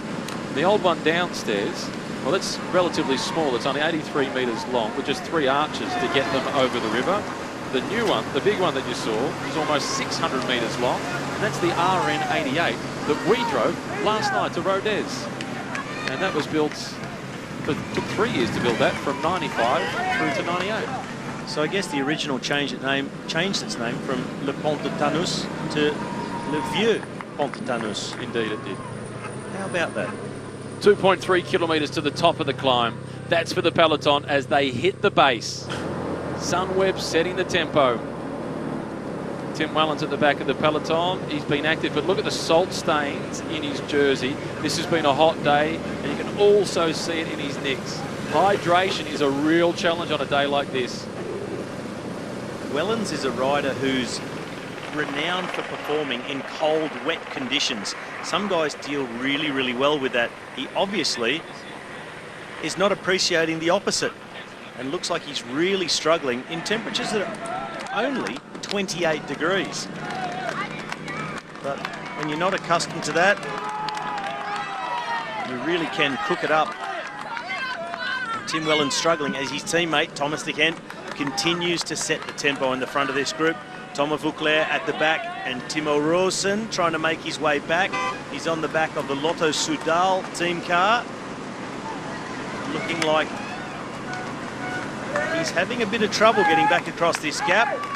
He just has to make his way steadily there, not try and do it too quick. Even get over the top, stay where he is, hope they don't pull the cars out, and over the top on that plateau, stay behind the cars and then make his way one by one. Because they're at a kilometre from the top. De Gendt will want the points. Once they get over the top, that's the chance for Rosen to have an easier ride back to close the rest of this gap. It's a lot easier doing that than closing it on the climb, especially when de Gendt is pulling along on the front like that. And Thomas de Gendt, the man at the front, he definitely wants the points for the King of the Mountains jersey. He's third in that classification. In fact, Rosen, he's let the Lotto Soudal team car go, his own team, give him the yell, come and get a bottle. Took a little bit long to hand it off. And did you also see the brake light? A quick acceleration, and then they hit the brake before they bounced into the car in front of them to give him some sort of a sling to get back in contact with the group. Now looking at the time gap, Matt, out to 150, it was just under 150 just before, so it doesn't look like Team Sunweb trying to push the pace any more on this climb. They're just matching more or less the pace of Thomas de Gendt. In fact, losing a couple of seconds, and now Rosen making his way back. And you can see the Director General, the race vehicle, is being a little bit generous as well. It's showing some compassion to Timo Rosen and wasn't backing off and going straight out of the way. It was actually closing the gap a little bit as well to the breakaway for him again. Well, that's fair enough. I mean, that's a mechanical. We've talked a bit about riders waiting for each other in this Tour de France. Well, these riders didn't wait, but it was the team cars and the race officials who decided not to pull the cars out from in the middle and make it that much harder for him, as we see a Calmejean fan on the side of the road. They actually assisted him, or didn't make it any more difficult for him to get back. His team assisted him a little bit with that bidon, but that's okay. In a situation like that, you wouldn't do that if he was getting dropped from the break and you wanted to get him back into it. No way in the world. On a mechanical, it won't change the outcome of the race. This is Thomas de Gendt continuing to drive the tempo at the front as Timo Rosen is just holding on, having made that effort to return. Bouet is seeing the gap open up ever so slightly. They are almost at the top of the climb. De Gendt wants the points, the others want to stay with him. He's making sure nobody challenges him. He's ridden most of them out of the wheel just about. Hollenstein, his head is nearly between his knees. Thomas Voeckler, he's had enough of this. He's around to the wheel. And for Thomas de Gendt, he's about to be challenged by Timo Voeckler, a former winner of the King of the Mountains classification. Or is he? Voeckler, he stays there. De Gendt collects 2 points. What does de Gendt do over the top? Sit up and wait, flicks the elbow. Because I wondered if that may have been the start of a move to try and leave the rest behind. It's not. He was just riding hard so he could get the points. But he's now destroyed his breakaway companions. He won't get much more out of them. Tactically a bad decision. He could have ridden up there just slightly slower, saved the legs of his breakaway companions, and then have worked together between now and the next climb. That was not a good move. None of them are interested in the KOM points. None of them have any except for Voeckler, a couple. If even that. So de Gendt now moves to 34 points, puts him 60 points behind the leader, Warren Barguil. But there's still 141 points up for grabs for the rest of the race. It initially pushed the gap out to 157, but after doing that, and the damage it's caused to Bouet, to Hollenstein, who was really suffering, and particularly to Timo Rosen, who just got back on and was suffering enough before the acceleration happened, those guys are just not going to be able to ride as hard. And Rosen still has to close a gap. So he actually got dropped, gets to Hollenstein. Now he's back with the group. And now this group is really racing. He's up the tempo, so too is Timo Voeckler. They're doing all they can to hold on to the 155. They know it's crunch time now. Norwegian flag in the distance. Look at it fly left to right. And the French flag does exactly the same. As you would expect, they're in almost the same position. This is a really strong wind at the top of the climb. Oh, the Norwegians out in force, and they'll be cheering for their man, Edvald Boasson Hagen. We saw him come so close in Nuit Saint-Georges against Marcel Kittel. 0.3 of a second was the official gap. I saw the photo and I reckon it was less. Rosen, time's up. The 24-year-old, that's one last bow of the head. He will not be seen, Thomas again or Tomo Voeckler again, until near the finish. It is flag warning, flag alerts, crosswind near the top, narrow roads. Rosen still fighting on, and this will create a lot of nervous riders in the peloton. They'll get to this point, they'll see those flags because it's still relatively protected at this point. And they know it gets even more open still on the plateau once they go over the top of this KOM. So don't be surprised to start seeing GC contenders and their teams come to the front. Not so much to drive the pace, but just to stay safe. And at the moment, back on race radio, at the back of the peloton, the continual thing that we're hearing is name of rider followed by the word distance. Lots of men getting dropped, so the tempo really increasing under the initiative of Sunweb. They're just a minute 34 seconds behind the leaders now as the group containing the green jersey, they switch to survival mode. This is Maxime Bouet about to be caught. Oh, Bouet, he is pretty quickly being swept up by the peloton, led by Sunweb. And Warren Barguil, the man in the polka dot jersey, stage winner of yesterday on Bastille Day. He's the man driving the pace. Marcel Kittel should be the last we see of him today. But he will be, actually, won't be the last. He'll collect a green jersey at the end of the day. Nobody can approach him on that front, although he's staring down the barrel of a 30-point swing if Michael Matthews can win the stage. Coming towards the top of the climb now on the Côte de Centre, Thomas de Gendt. He wants the points. Tomo Voeckler, he wants the stage win. He saw another Frenchman win yesterday on Bastille Day. He must have thought, hey, that's my line. De Gendt collecting 2 more points. He's in second position in the race for the polka dots. A classification Tomo Voeckler has won in the past. And Voeckler, he's seen 4 Frenchmen steal the glory and win stages this year. That's the new generation. He wants to go out with a swing. He's just trying to hold on. He looked to be having great difficulty just to close that couple of lengths on Thomas de Gendt. De Gendt made that acceleration. Voeckler must have thought, well, he'll ease off just slightly over the top and I'll close that little gap. He didn't ease off, and Tomo Voeckler effectively has had to do a turn of pace to get back into the wheel of Thomas de Gendt. This is Lawrence ten Dam, Warren Barguil in his wheel. Look at the faces behind. Nicholas Roach is then in 3rd spot for BMC. But BMC, they have not done any of the pace-making. Chavanel now going forward. He just wants to sit out of the wind. He's not trying to slow them down, get in amongst the chase and slow it for his teammate. That would be a little bit unsporting. But Chavanel, he knows what's coming at the top. He knows the wind is coming from the left. He wants to be on the right-hand side of the peloton. This is Pierre Rolland. And he's at the back of the peloton, the French climber. Matt Hayman, the big man from the Orica Scott team, struggling on this climb. Chavanel still composed enough to be eating, although he's not eating comfortably. Simon Yates in the white jersey, bringing himself up towards the front. Team Sky with Kwiatkowski on the left side of picture, what I just spoke about. They'll know about the wind situation over the top, onto the open exposed plateau. Edvald Bossenhagen on the right of picture. That's Luke Rowe from Team Sky. So a bit of a battle now starting to get to the front, be in position and be sheltered from the wind. And Daryl Impey is there for Orica Scott, protecting the white jersey of Yates. Lots of riders from Movistar also moving. Carter was at the head of affairs. This is Pantano in the white colours from Trek Segafredo down the back. Taylor Phinney in the green at Cannondale Drapac. Life is tough at the back.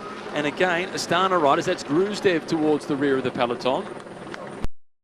Peloton, although he's 3/4 of the way back.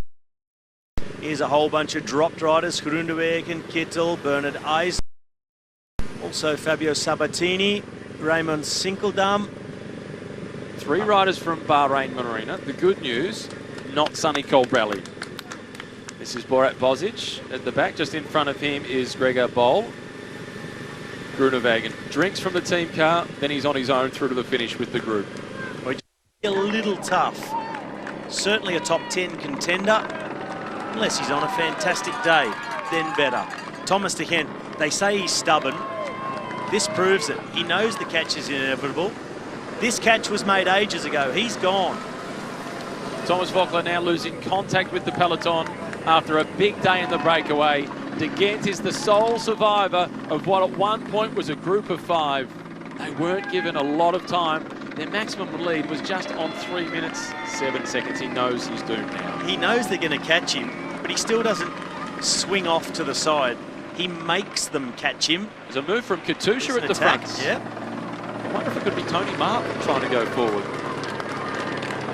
De Gendt, they haven't got him yet, but it's just a matter of time. And it's Tony Martin with Tony Galopin. Well, we've had the 2 Thomases. We've now got Tony squared trying to go forward. It's the double show today at the Tour. Not able to really get a huge gap at the moment, but Tony Martin, he's a man that doesn't need a huge gap. And with Galopin with him... No, he's not. anymore. Galopin's now getting dropped as Tony Martin.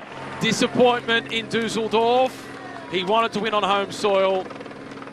He can't possibly. It's a German chasing him, Simon Geschke. His countryman is chasing him, following backwards and forwards across the road.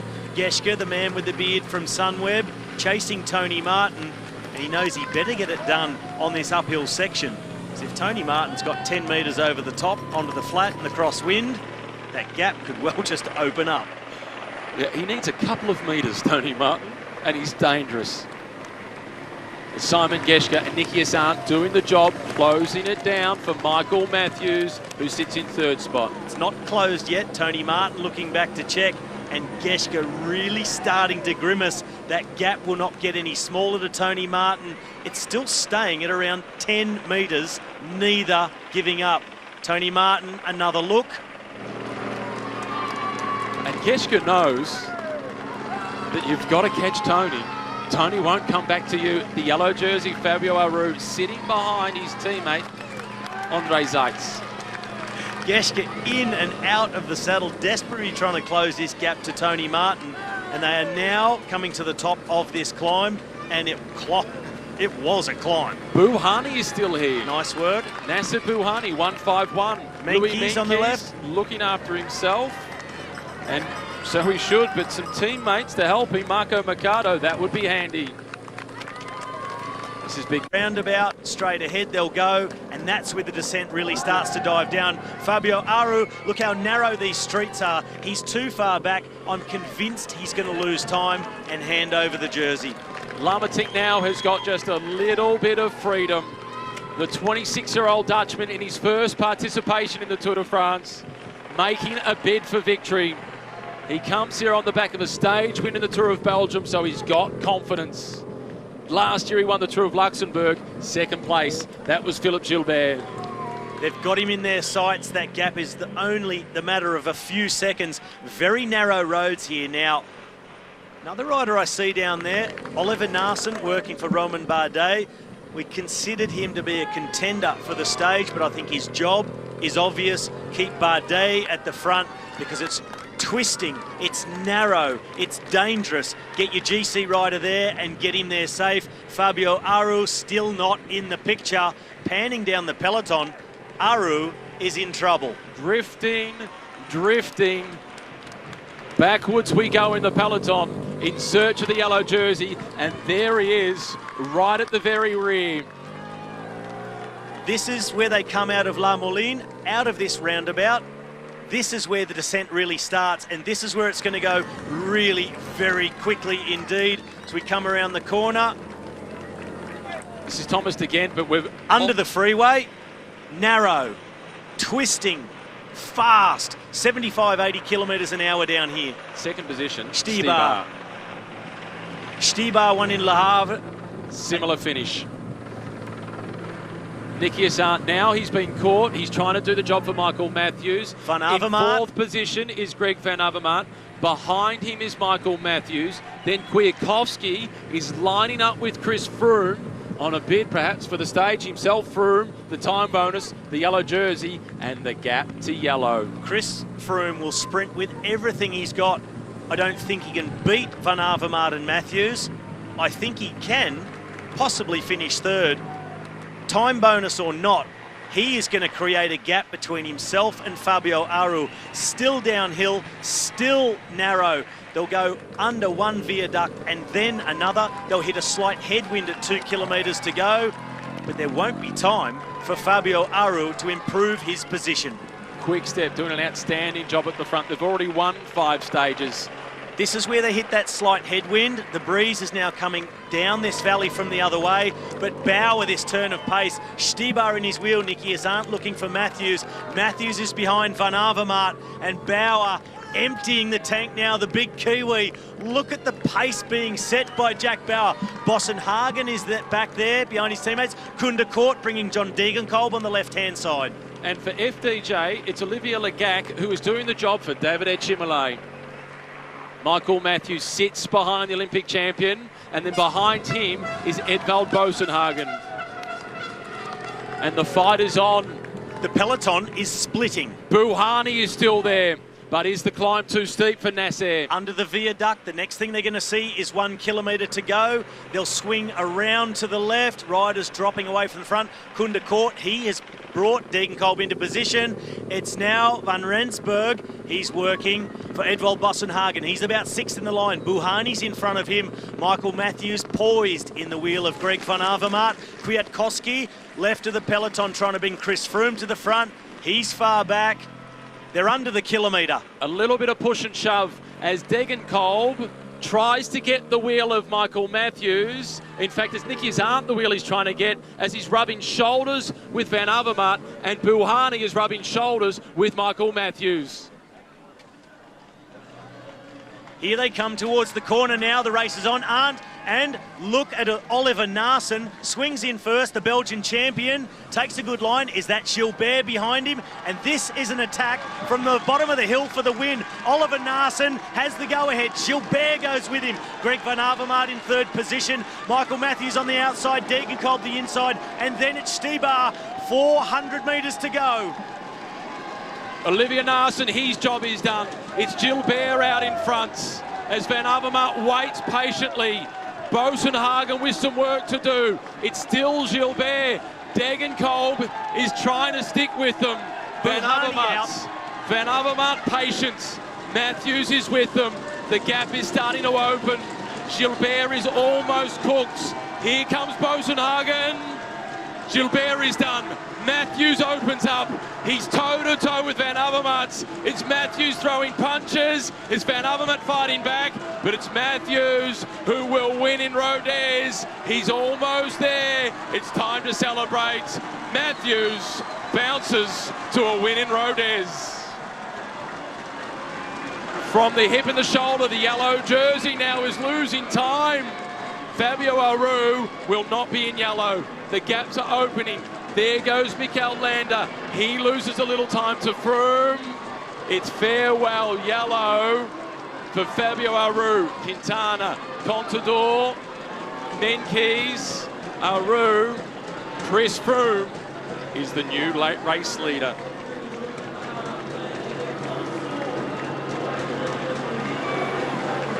We said it on the run-in. We've been saying it for 2 weeks. This stage was going to be a battle between Matthews and Van Avermaet. He's done it. This is the one stage that the boy from Canberra has focused on since he arrived at the Tour de France. No, since before he left home. Before he packed his suitcase to come to the Tour de France, this is the stage he wanted. He's done to Van Avermaet what Van Avermaet did to Sagan. Here it is. Gilbert, he went over the top of the Belgian champ, Oliver Naassen. Greg Van Avermaet, he was having a deja vu himself. Out to the right, there's the acceleration of Michael Matthews. Past Van Avermaet, smaller gear, turning it nicely, looking at the shadow, down between the feet, no sign, has a look, sits up and enjoys it. Michael Matthews, second win at the Tour de France from him after last year. And look at the names behind, makes it all that much sweeter. When Michael Matthews won last year, second place, Peter Sagar. He wins this year, second place, Greg Van Avermaet. Michael Matthews today is number 1. And the one, Philip Gilbert was 4th, Edvald Boasson-Hagen 3rd, and Chris Froome in 7th. Dan Martin was right there with him, so too Rigoberto Urán. So those guys, they've gained time today. Tish Benoot rounds out the top 10. Time gaps all in port. Well, we said Froome was set to take that yellow jersey back. There in the background in the black, Jay McCarthy, the young Australian. We said this was his massive opportunity. He took it. It's not a win. It'll be overshadowed by Michael Matthews, rightly so. But what a performance from the young Aussie as well, Jay McCarthy. Yes! Yes! Can I have some space? He wants a little space, and understandably so, but everybody wants a piece of Michael Matthews. Not just a back-to-back win for Sunweb, a back-to-back win for roommates. Last night, I was chatting to Luke Roberts, the team director of Team Sunweb, and I said, my money is on the double tomorrow. As we look at the classification first. 19 seconds is now the gap to Fabio Aru.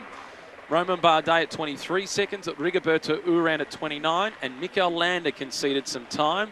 He's at 1:17. Dan Martin in 6th, Simon Yates, Nairo Quintana, Louis Meintjes, and Alberto Contador.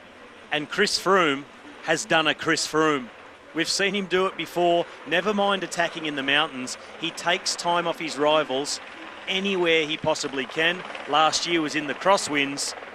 This time on Fabio Aru in a sprint finish. Uphill, mind you, but still, it was all about position. Froome had it all. Aru had none. Michael Matthews had everything.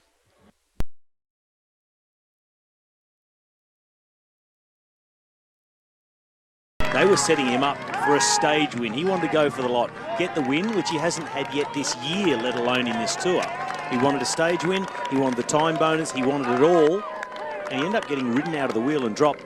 I can imagine he was a little bit humiliated, and he wanted to set that right and put himself back in yellow and say, what you can do to me, I can do back to you in a shorter space of time. And he did it so brilliantly yesterday. As we look at the chasing group, they're reducing the margin. It's now down to 1 minute and 21 seconds. It's been really interesting to hear all the discussion about that climb to Périgord not suiting the style of Chris Froome. Yet I'm still firmly of the view that it does when he's on a good day. Because of the results at Peña Baja, at the Vuelta, same sort of climb. At La Planche de Belleville, the same sort of gradients. And when he's been at his best, he's won there. And he's won ahead of guys of the quality of a man like Cadel Evans, who's been good on the steep climb at Flèche Wallonne and won an aggressive stage at Mer de Bretagne. And then we saw the bounce back yesterday, Chris Froome, on an explosive run through to the finish line. He can do those climbs really well as anybody, if not better. And Richie Porte knows Chris Froome better than anybody else. I think that Richie Porte's assessment of just getting the feeding wrong could prove to be correct, as Froome now is very much in the box seat. The others need time on him. And in the past, there is evidence of feeding being an issue for Chris Froome. Remember Alpe d'Huez a few years ago, he was going hunger flat. And Richie Porte went back to the car and got gels, which is not allowed, and handed them off to Chris Froome. The commissaires, the race jury, said, well, you're not fooling us with that one. It's useless as giving the penalty to Richie Porte. Chris Froome, that food was for you. You took it, you got it, you ate it. You get a penalty. I think they've learnt from that, so he'd rather probably approach the end of that stage to Périgord a little less than ideal, instead of going back to the car and taking an illegal feed and copping a time penalty. Probably worked out about the same. On to the Category 3 climb with the Côte de Virel, and once again it's Warren Barguil who goes to the front and sets the tempo. He spoke this morning, Warren Barguil, and he made the statement that once he'd won his stage and they knew that they had Rodez earmarked for Michael Matthews, that it'd be a big achievement to go back to back. This morning he said they want a third in a row. He's on a mission.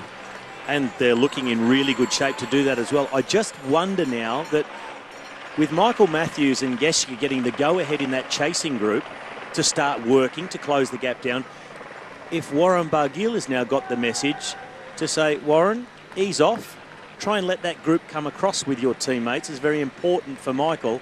Keep getting the points, but don't contribute, don't drive the pace. Let them come across. Maybe talk to the rest of the break and tell them what you're trying to do. See if we can make it happen quickly. And I would imagine then a guy like Simon Geschke will really do a lot of work, drive it very, very hard, as the chasing group now starts the Category 3. In terms of those objectives then for the Sunweb team, this is a Category 3 climb. There's only 2 points up for grabs over the top of this climb in first position. The next climb of the day is a Category 1 climb where there's 10 points up for grabs. But the gap between the top of this climb and the top of the next one is 110 kilometres. So they could use some support along the way. So I would be surprised if that leading group, they keep the throttle open and they try to fend off the chasers. I think we'll see them come together. I think we'll see them come together. And I think that leading group, especially Warren Barguil, will be content to go off the throttle and let them close the gap across. Serge Pauls will be probably much less interested in that scenario. He's a man who's finished second before, last year, on the stage de Mont Ventoux behind Thomas de Gendt. He would so dearly love to win a stage in the Tour de France, and he's been in so many breaks in the mountain stages and difficult, what we call medium mountain stages like today. Just 2 Category 1s and very far apart as well. But Serge Pauls, he knows this is a great opportunity to win a stage, and he really would rather not have the rest of that group come across because there's too much firepower there, and guys in that group who are capable of going with them on the last Category 1 and also pack a sprint. Serge Pauls, he can miss that like a trip to the dentist. One of the riders, I can't remember which rider it was, had to go to the dentist on the rest day. I think it was one of the riders from the Dimension Data team that had to go to the dentist on the rest day. Maybe it was Serge Pauls, and that's why he could miss it like a trip to the dentist. Not a nice way to spend the rest day. Steve Cummings at the rear of the peloton as we take a look at the position of everybody on the road, and we can see that that's a big group, that second group. There are 23 riders in amongst those chasers, and the latest time check is that they're at around about 1 minute and 20 seconds behind the 5 leaders. Peloton with the yellow jersey, Chris Froome, they're sitting at 3 minutes and 53 seconds behind as a few just go off to trim the edges of the grass. Narrow road, not a lot of room to spare. Van Baal now at the front. For a guy like Dylan Van Baal, not a noted climber, a man for the Spring Classics, he'd be happy to ride at the front on that climb so he can control the tempo. Not a big advantage of sitting on the wheel, but at least if he's at the front, he can dictate terms. He can set his own pace, but if the others decide that pace is not quick enough, they just go up and over the top, and there's really little he can do about it. We saw that on the first climb, that Category 1, the pace of Warren Barguil, too hot for Van Baal, but he stayed within himself and over the top rode his way back on. Dylan Van Baal, I think, having already gone off the back of the group on the first Cat 1, he'd be well served not to put in too much effort in this group throughout the day to try and save everything for the final Category 1 climb, to stay as close as he can when the inevitable attacks start. As you see, a bit of a mixed herd here, and a mixed herd is what it is in that chasing group behind the group led by Warren Barguil. Plenty of teams represented in that counter-attack or back in the bunch. A lot of riders that are now back here, they'll be feeling completely safe for the time limit. Be interesting to see which riders are still off the back and struggling to try and get back in.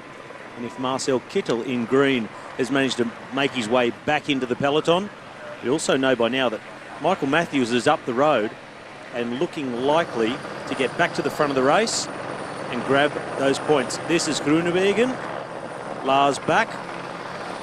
So the fact that this group is now coming back with Dylan Groenewegen, that would indicate that Marcel Kittel is probably highly likely here in the peloton as well.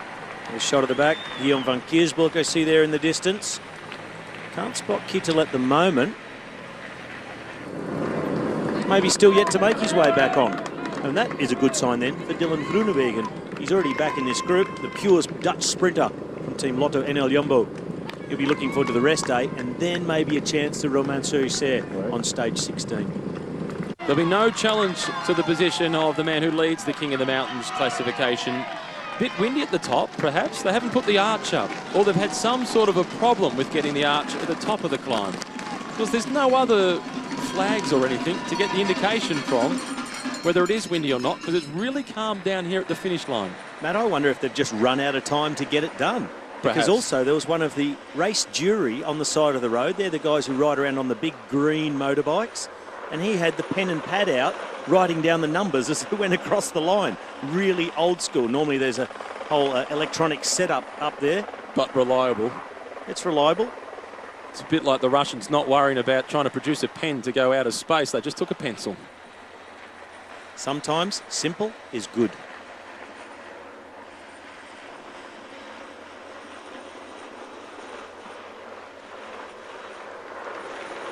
Peloton through the massive central, being led by Team Sky.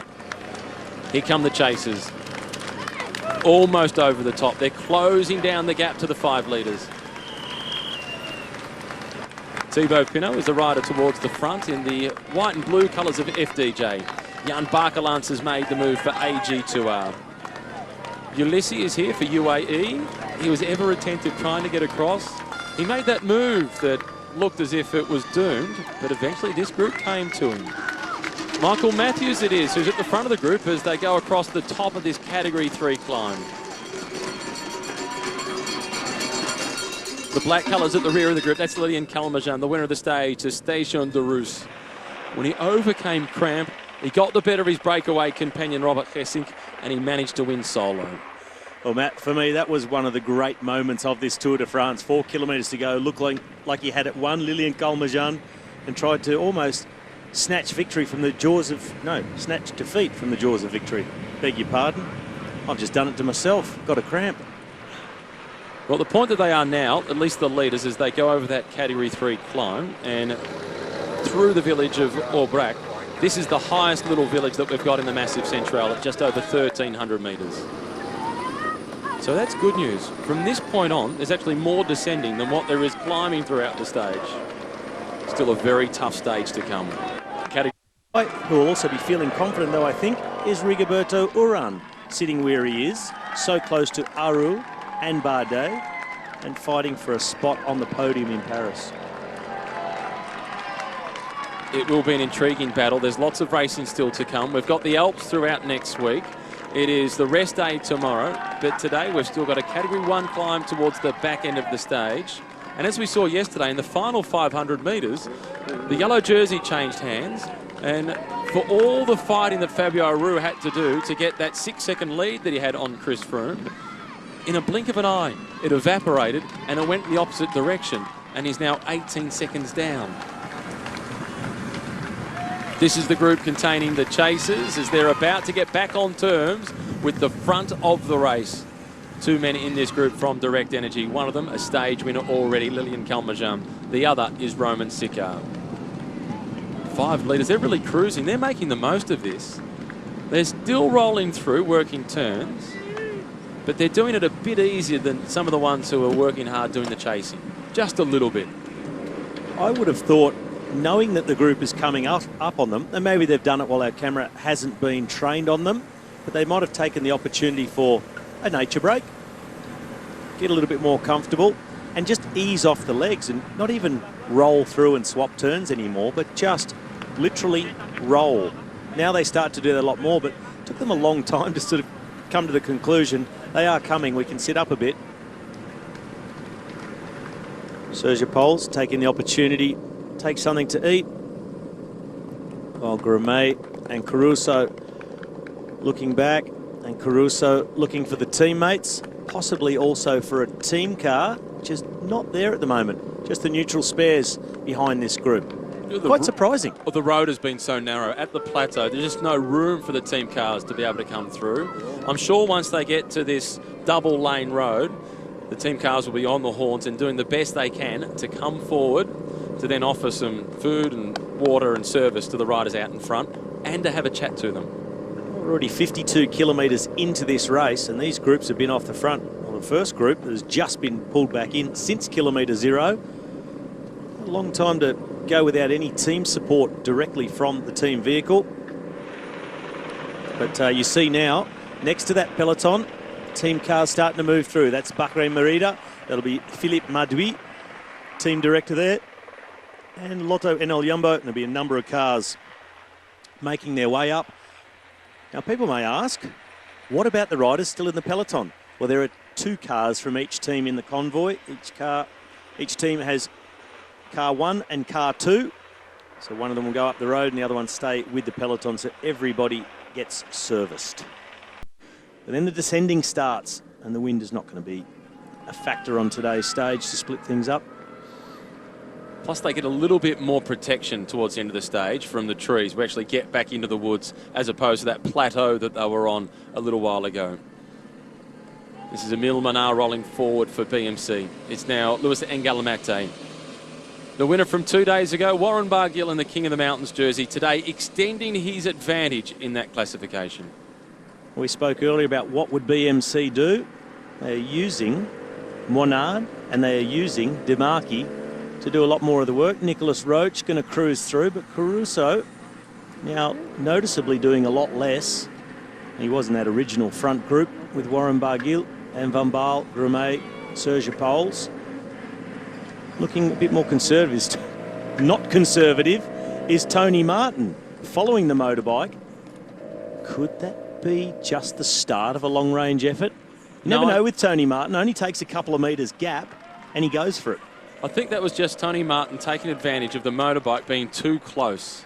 Out to 6.5 minutes as they went through the feed zone. So the peloton, they really slowed down through the feed zone. The breakaway group of 28, they were a lot more efficient. That is a stage-winning margin. And for Damiano Caruso, he's on his way into the top 10 overall. And that's the other thing we might see. I spoke about the possibility of Quick-Step starting to pick up the speed to try and put pressure on the front to encourage more attacking up there to get rid of Matthew. And look at this, Tony Martin, a few metres, teammate behind him. But behind that, a more significant gap. This is Simon Gescher at the back of the group for Sunweb. Just perhaps Tony Martin. Don't trust Tony Martin when he gets 5 or 10 metres. It's not about not trusting him. You can always trust him to go full throttle. Yeah, you can trust him to go. But the other thing, you just spoke about Caruso making his way into the top 10. That's going to start to create some concern back in the peloton. They know he finished second in the Tour de Suisse, and he was here as super domestique for Richie Porte, so he lost time early. Where he is at the moment is probably not a good indication of his form. And guys who are in the top 10 at the moment, they do not want Caruso getting past them. Well, there's a guy who has finished in the top 10 at both the Vuelta a España and the Giro d'Italia. Hasn't finished in the top 10 at the Tour de France. Last year he finished in 22nd position whilst he was working for Richie Porte. So he's a guy that is more than capable of riding into the top 10. Well, at the moment he's passing Menkes, Contador, Bennett, Latour, Nieve.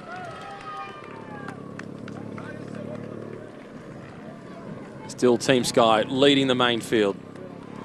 And now they get cranking a little bit. They've sorted themselves out through the feed zone. Back into the rhythm with Luke Rowe and Christian Knies at the front of the peloton. And it's under the 6-minute mark once again.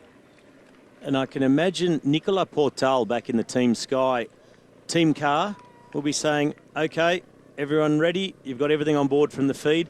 Let's get that back down to around 5 minutes. Because what Sky also don't want is other teams panicking, starting a reaction in the peloton of a chase. They'd like a calm day. So it's up to them to keep it under control. Well, Trek Segafredo, it's the top 10 position of Alberto Contador that's under threat from that team. They've got Mollema in the group who is still working. So for Trek Segafredo, a stage win is a higher priority at the moment than that 10th position for Alberto Contador. Because for Alberto, 10th, he's won the race twice overall. 10th wouldn't mean anything to him. That's not what he came for. Definitely not interested. They'll be going for the stage win. As there we have another little rally of the Citroën 2CV. But they're not able to keep up with our breakaway. Quickly left behind. There's more than two horsepower amongst this group. Primoz Roglic goes through. Danny Navarro is the rider in the Cofidis colours coming through to the front. Diego Ulissi, he's got it right today. It was that move when there was the group off the front that was working really well together, and he jumped out of the peloton with a deficit of 1 minute and 20 seconds.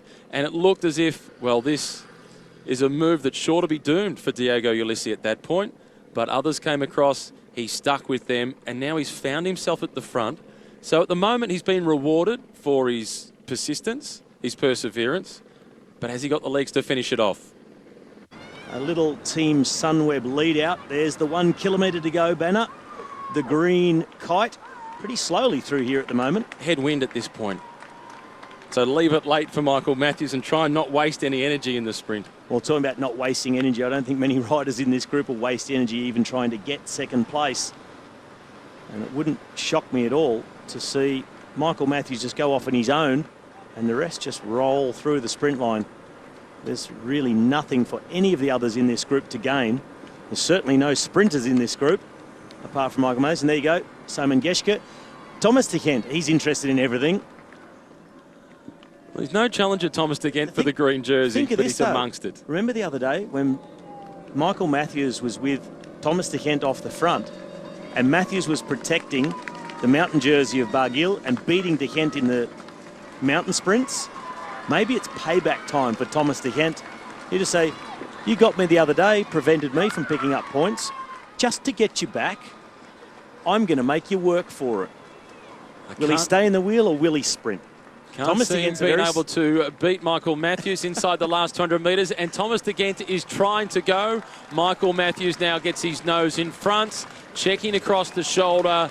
Michael Matthews collecting 20 points. De Gendt in second, followed by Jan Bakelants in third. But making him work every inch all the way to that line, and that is just Thomas de Gendt through and through. At the moment, Jan Bakelants probably just found himself in the wheel, so thought I'll just keep following. Maybe he's still a bit too far for Bakelants to go on a long-range attack, but Michael Matthews getting the job done. 20 points for him. Michael Matthews now 79 points behind the green jersey being worn by Marcel Kittel. There's 30 points up for grabs at the end of the stage for the stage winner. But between here and the destination is a Category 1 climb. Gap is opening. Tony Martin sneaks off the front and starts to build up a lead. So Tony Martin gets a couple of metres and then the gap opens right up. Is anybody surprised? You shouldn't be.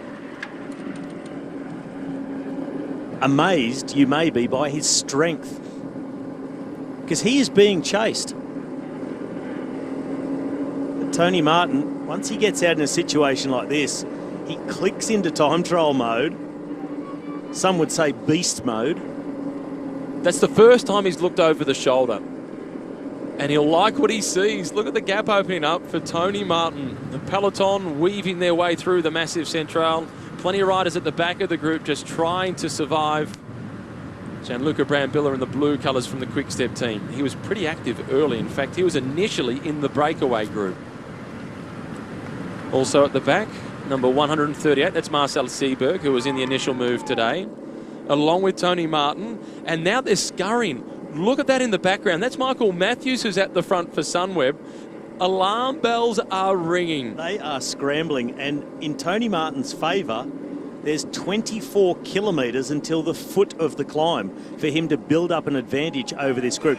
He's going to need as much as he can get, with the likes of Barguil likely to chase him on that Category 1. But this move, big disadvantage to Michael Matthews, because this could explode the bunch by the time they get to that climb. 24 kilometres. That's 24 opportunities for Tony Martin to extend his advantage. Here's Luke Rowe. We've heard from Nicolas Portal, courtesy of French television, that they're not interested in closing the breakaway down. And for Damiano Caruso, he's now up inside the top 10. The virtual general classification, Caruso from BMC is into 9th position overall. 16 seconds is the advantage for Tony Martin on the remnants of that breakaway group. So Tony with 27 men behind him. The back of the peloton, Bahrain Merida. And that is Andre Sink, former under-23 world mountain bike champion. As bronze medalist at the elite level. He did a lot of work on the stage yesterday in the hope that Sonny Colbrelli would be able to win the stage. Colbrelli couldn't quite get there. Rode well for 6th position, but not quite enough for the Italian. It's continuing to grow. 22 seconds all of a sudden. Hasn't that happened quickly? Well, you said with 24 kilometres, that's 24 opportunities to open the gap. I'm thinking of how many pedal strokes there are in that 24 kilometres, because that's how many opportunities he's got to open this gap, because with every pedal stroke he's going away from that chasing group. That position of Tony Martin, he's into an individual time trial that he's created by himself.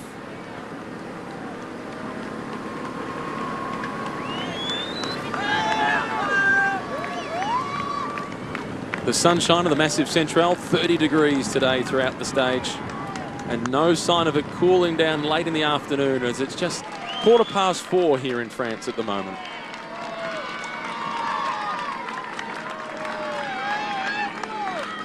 The spectators appreciating the effort of Tony Martin.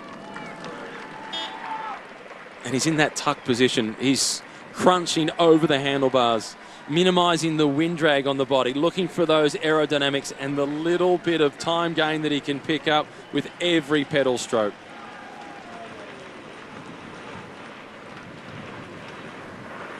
Esplatin is the little town that they're making their way through now, as we see the remnants of the old feudal castle that's in the centre of the town.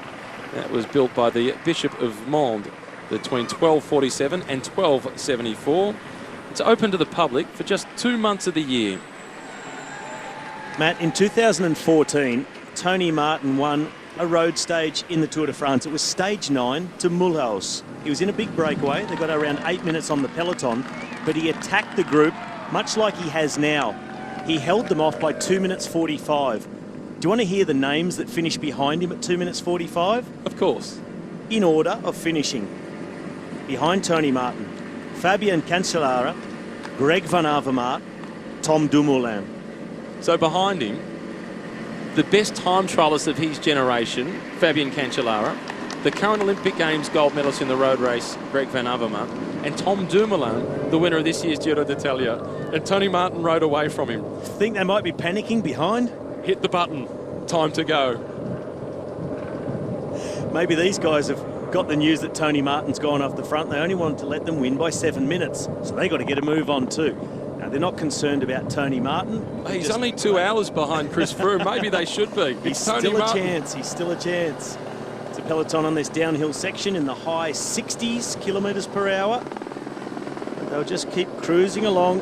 Doesn't bother them what's happening in the front. But Tony Martin, he will be creating massive concern for anyone else in that leading group who is thinking about the stage win. I don't think we'll see him looking back all that often. Maybe a check now and again. Italy. They'll need everybody to contribute to this chase, or they won't see him again unless they go to the podium ceremony. But how much time does he need before the climb? It's quite a long climb, this Category 1 climb, and it's very steep. The final, well, it's not the final climb, it's the Category 1 climb, 8.3 kilometres at 7.4% average. Something like 3 minutes to be clear of the very best climbers at the top. Even if they catch him, pass him, he's likely to re-catch them on the run to the finish. Keeps himself in the mix. Clean him up in the sprint. He was second on a stage at the top of Mont Ventoux, and that was the second last stage of the race that year in 2009. He was second on a mountaintop finish at the Tour of Spain behind Simon Clarke, 70 odd kilometres per hour. So Tony Martin, not a great climber, but a good climber. Opening climb of today's stage, Category 1.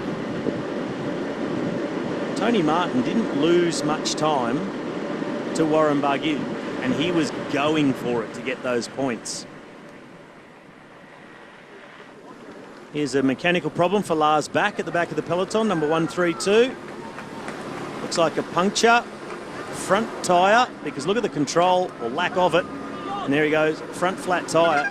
almost impossible to steer. So well held up by Lars Back and well avoided also by some of the other riders trying to get through that corner. That was a very near miss for the Dane. As the gap now, look at that, 8 minutes, because that is Tony Martin doing the damage. That is over the yellow jersey group. Chris Froome and Team Sky. He doesn't worry about the 8-minute gap. It's the gap he's got between himself and the chase group, where everybody's now contributing to the chase. And Tony Martin just continues to ride further and further away. And his gap now ahead of the peloton is 8 minutes. He is of no concern, obviously, to Chris Froome at 2 hours behind. We were just joking a little bit earlier on. But Luke Rowe and Christian Knies, you can see the tempo has increased somewhat. Of the riders in the breakaway group, just a reminder that Damiano Caruso is the best placed overall at 11 minutes and 26 seconds down. Next best is the man that leads the battle for the polka dot jersey, which is Warren Barguil at 14 minutes and 50 seconds down. La Tour des Anglais, the Tower of English. The Tower of the English. This was built in the 13th century, this tower, and it owes its name to a siege of 1362, where the English obviously came here and had some success.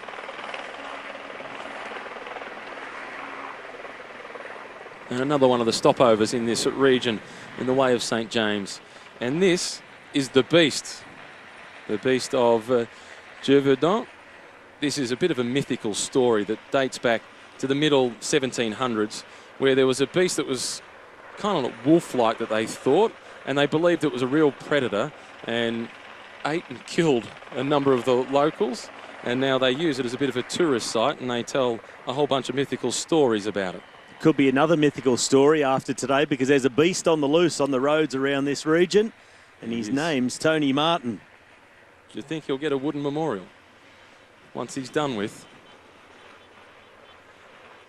Tony Martin off the fronts. And now we see Jan Bakelants. This group is really starting to split up. There's serious concern now about Tony Martin. Bakelants. And then it's Alessandro Domaki in second position. Warren Barguil. Kieślowski following from Katusha. Good job, Kieślowski, on the defence for Tony Martin. Won't contribute. Will try and break up the rhythm of that group. But obviously, not everyone is contributing to the chase behind Tony Martin, because riders are trying to escape and get a little counter-attack going, get some cohesion. Domaki keeps going because he also has a teammate in this group. That's Caruso behind Kieślowski. And here comes Diego Ulissi trying to go across. Bakelants was the rider from AG2R Le Mondial. This race has completely changed its complexion. Well, these guys chasing, they know what time it is, because they know they can't afford to give Tony Martin too much, even if they catch him near the top of the climb. They haven't got time then to distance him, and that's what they need to do, or he'll re-catch them and either ride away again or quite possibly just beat them in the sprint.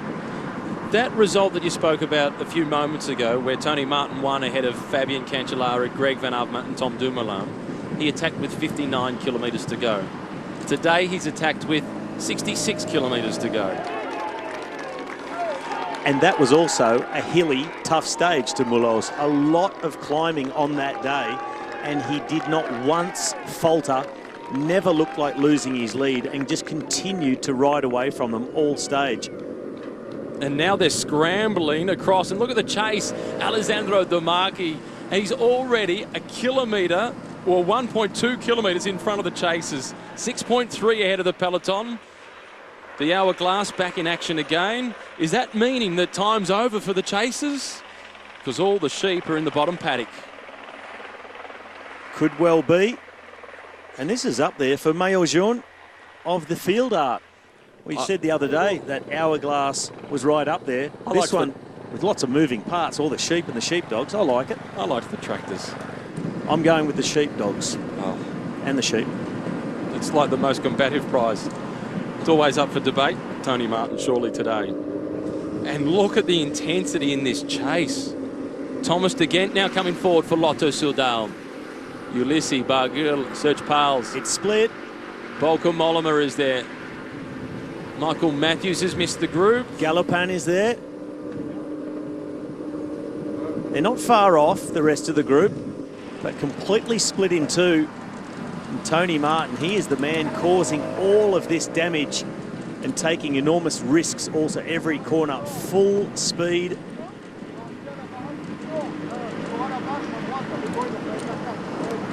What do we do now? Well, we have to chase, and that's exactly what the group is trying to do. You can see the speed differential between Tony Martin and the peloton, because that gap is now over 8.5 minutes. It was 7 minutes when he took off. He's put 1.5 minutes into the peloton and nearly the same into this chasing group. He has really cranked it up. Thanking all the moto pilots and so on for their images of the Tour de France. As Tony Martin now taking a brief opportunity. This will be a carbohydrate gel for Tony Martin. That will get put away pretty quickly. Not easy keeping up with Tony, even when you've got 4 wheels and an engine underneath. Hear the squealing of the tyres of that first car, the official's car behind Tony Martin.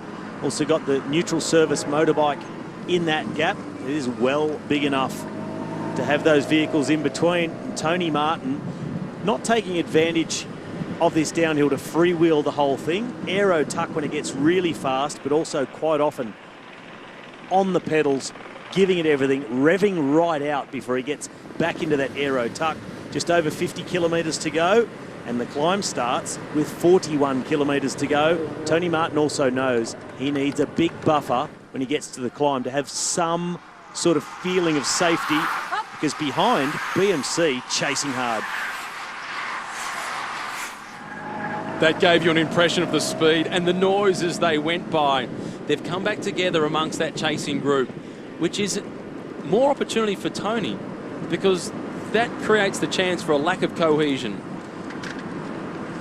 Tony Martin, little mechanical hiccup there, just went to get on the pedals as he hit a bump, nearly threw his chain right off. Was he looking for the 10 sprocket at the back?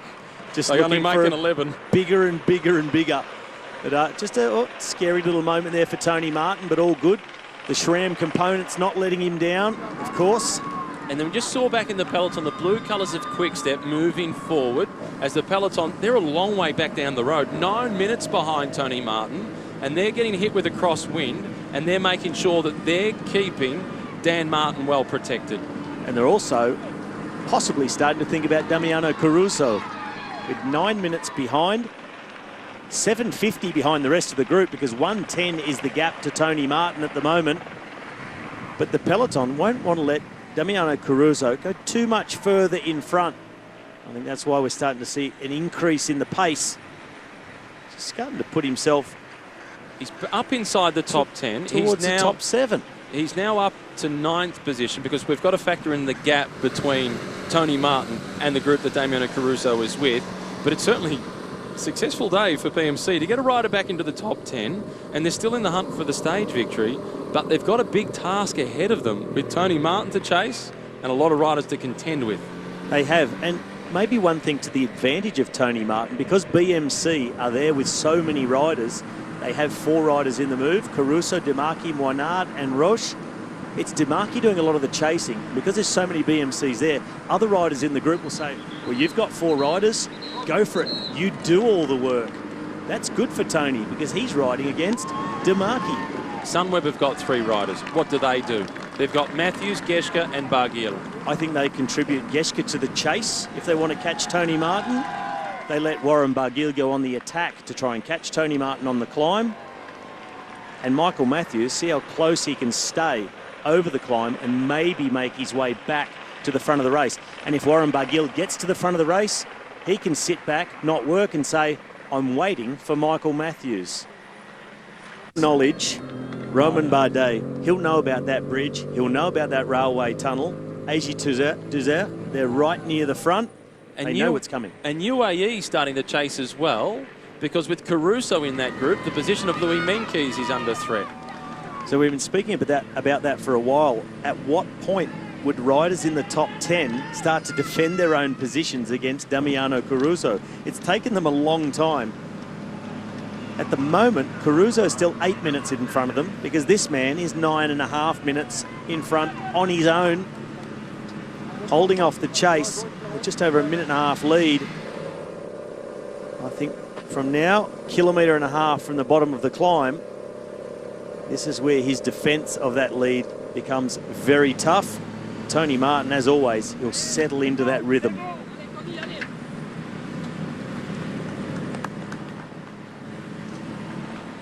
He's got his rhythm, Tony Martin. It's one that scares the peloton. He's built up a 1 minute and 30-second advantage as we travel along the Gorge de l'Air.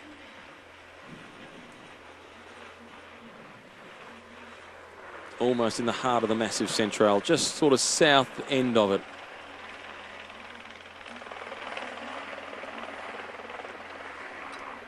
That big breakaway group not too far away from making the turns to hit this climb, which is being used in the Tour de France for the first time.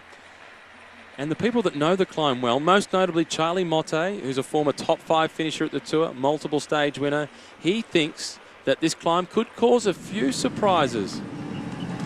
Tony Martin, he just wants to get there and take a good look at it himself. Some really dangerous turns as they head towards it. These are narrow roads. And the peloton, they're some 8 kilometres behind Tony Martin.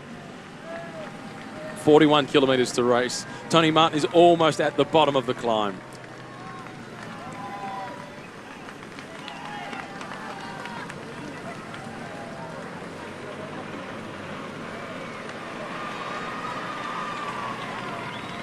And the peloton also trying to get itself organised as to who will do the chasing. Now that UAE have put one rider at the front, Team Sky, well, they're not fussed about the breakaway group, but others are. Matt, so many narrow passages over this last few kilometres. That narrow bridge we saw, the underpass through that train tunnel, and all of this section so very narrow.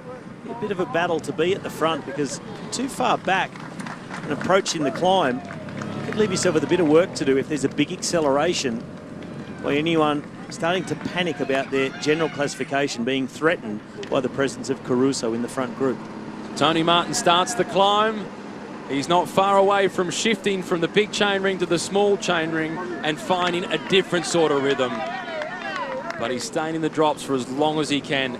And look at how steep it gets in the middle. A maximum gradient of 14%. Black is good if you're a really good skier and you like going downhill quickly. It's bad if you're a non-climber. And now we see at the front of the peloton, AG2R Le Mondial trying to cause a split, and they are.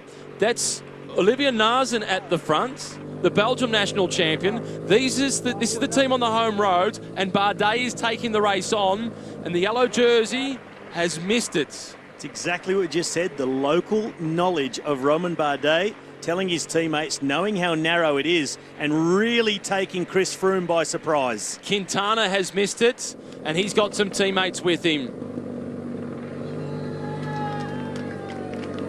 AG2R Le Mondial, they have been great animators of this race.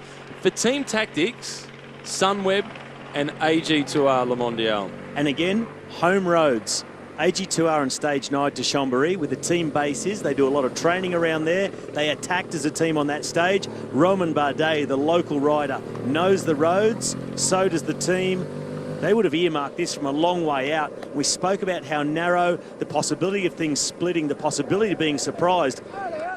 We didn't think that Chris Froome would get surprised like this, and now he has some work to do. Although they're right there, the gap is only small, but they won't like it. But they're spending energy trying to close it. Fabio Aru not caught out for a second day. He was right there towards the front. The chase is on by Sky with some support from Movistar. Naesen at the front, the Belgium champion. Yates is there with Kreuziger supporting him for Orica Scott. This is why Olivier was brought to the Tour de France. Well, I think they might have started a little bit early. They're just at the start of where it gets a bit narrow. They're not at that point we saw Tony Martin go across that really narrow bridge. And I think by the time they get there, Froome will be back at the front, but there could be a few others that have missed this. And behind Chris Froome is Mikel Nieve. He doesn't like these sorts of roads going this quickly. This could take a bit of the sting out of his tail for the climb, where Chris Froome will really need him. Well, Froome was back and looked to be back in control and comfortable, and it's split again in front of him, and he is trying to go across on his own. Here you see it from the air. So he's the man right in between the two groups. Trek Segafredo represented, Movistar, Froome now riding himself back on, and the rest of his team chasing to come and help their leader. So even if Froome gets there, if you're on the radio for AG2R Le Mondial, keep going, keep pushing. There's the yellow jersey. Froome with his arm up, calling for his teammates. Is that a mechanical problem for Chris Froome? Froome has some sort of a problem. Teammates are with him, the left-hand side of the road. He's stopping. Froome has a mechanical problem. I think he may have a puncture, a teammate stopping, possibly giving a wheel. Well, the camera motorbike will be there in a moment, but that will be music to the ears of AG2R. And this is not a moment they will wait. Nobody will wait. They've made that mistake on the way to Perigord the other day, but his attack was underway. They don't need to wait. It's a rear wheel. Flat tyre. A rear wheel change. A quick change for Chris Froome, and that looked like it was Kwiatkowski, who's one of the most important men for Chris Froome, and now the chase is on. Could not come at a worse time for Chris Froome. He had just made a huge effort to close that gap. As soon as he got there, put his hand up, and now he is really on the back foot, and this race is changing again, and now is with him. Sergio now the Colombian champion for Chris Froome, and with a big gap to close, there's a lot of riders are starting to get dropped now. Sergio are now the Colombian champion, with the defending champion of the Tour just behind him. Oliver Naesen, followed by Cyril Goutier. Then it is Ben Gastal, as AG2R Le Mondial have taken this race by the scruff of the neck. The puncher for Froome, they have no obligation to wait at all, because the race was on, no matter what the unwritten rules are. This is Vasil Kirienka, former world time trial champion. He'll be useful, but they've got some work to do. They're already 400 metres behind the peloton that includes Aru, Bardet and Uran. Well, the one advantage for Chris Froome, they've extremely strung out. 5.6 kilometres to the top for Tony Martin. This group has not started the climb yet. They're still on those narrow roads, the run-in, this little valley section. And Chris Froome, he can see them up ahead around the corner. What do they do with Mikel Landa? Leave him there. In that front group, he has to stay there, surely. He does. And he is. Oliver Naesen sprinting. It's a minute and 10 seconds the advantage for Tony Martin over the chasers. The Bardet group have got themselves 40 seconds, 50 seconds, around about 45 seconds on Chris Froome. 50 seconds to the front, quite a long group, so probably about 40 or 35 seconds for Chris Froome to get to the back of this, and that's the back of the group. So the peloton is strung out that long. Chris Froome, it'll be really good for him that it's strung out and reached the back. Then he has to make his way through on these narrow roads. I don't think he'll be there by the bottom of the climb. The attack is still on. Bardet will start the climb, still with 30 seconds lead on Froome. And how calm does the race now all of a sudden feel at the front, with Tony Martin being chased by Emile Monard of BMC. It's then Demarchi, as now we return to where the real action is, Cyril Goutier. And after all this, Tony Martin is still 9 minutes and 16 ahead of the yellow jersey. Well, we'll call it the yellow jersey peloton. He's not quite there yet. Chris Froome was coming to a group that's actually been split and dropped off. This group a lot smaller. Look at the gap. That's the group led by AG2R, top of picture. Chris Froome is only just getting back to a drop group. These riders are all starting to sit up. They need to move past them straight away. The road's too narrow to get by. And that makes it difficult, negotiating that traffic. This is Matt Hayman at the back of the group with Esteban Chavez, as Froome has been taken around the outside. It's not a trailer park going around the outside. It's the Sky Train with Froome. Amador is trying to hold on for the ride, and he'll be feeding the information forward. Another rider from Scott, there's Landa sitting on the wheel of Fabio Aru. Well, these riders now have got to take advantage of this situation. Another Sky rider being dropped at the back. Whether he's going to do a turn of pace or he's cooked, we don't know. Landa's the only man left. All the other favourites are in this group. They need to try and keep this pressure on Chris Froome. George Bennett's there at the back. Louis Meintjes, Daryl Impey still hanging in there as well. Fabio Aru, he smells blood in the water. Tony Martin out in front, oblivious to everything that is happening behind him. He's got his mission in front of him. This is a race. Within a race, within a race. The battle is on.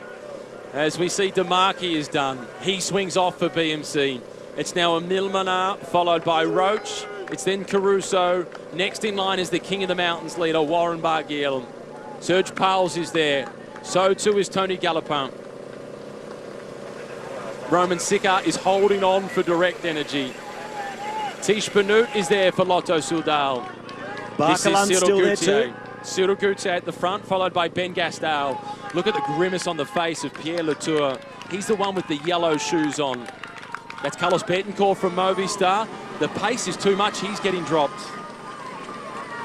This is another dropped group, so this is not yet the back of the peloton. There's Oliver Naesen at the front of this group. He's the man that was doing the damage on those narrow roads initially for AG2R, so they need to make their way past this group too. There's going to be a lot of traffic. I'm sure they'll be giving a little bit of a yell. Get out of the way. We are coming through. This will be vocal. He doesn't need any hold-ups now. A-grade coming through, Chris Froome. And the man is always there for him, Kwiatkowski. And that's a smooth change. How cool did he stay? He is, but Kwiatkowski, the best guy to do that, but the best guy to have here also. He's in good hands. He's got Henao and Nieve. Gauthier. And with Gauthier and Gastal setting the pace, that allows them a huge chance to ride back across. To hold Chris Froome off, it's the favourites who need to go, and they need to go now. Risks need to be taken. He's within 47 seconds of the tail of the front of the group, so the tail end is probably at around about 35 seconds. Tony Martin. He's now on the steep. He's on the steep section, Tony Martin. Still holding on to a 52-second advantage and maintaining his composure. He looks like he's doing it easy. He's not. He's right near the red zone, and he knows the maximum effort he can maintain all the way to the top.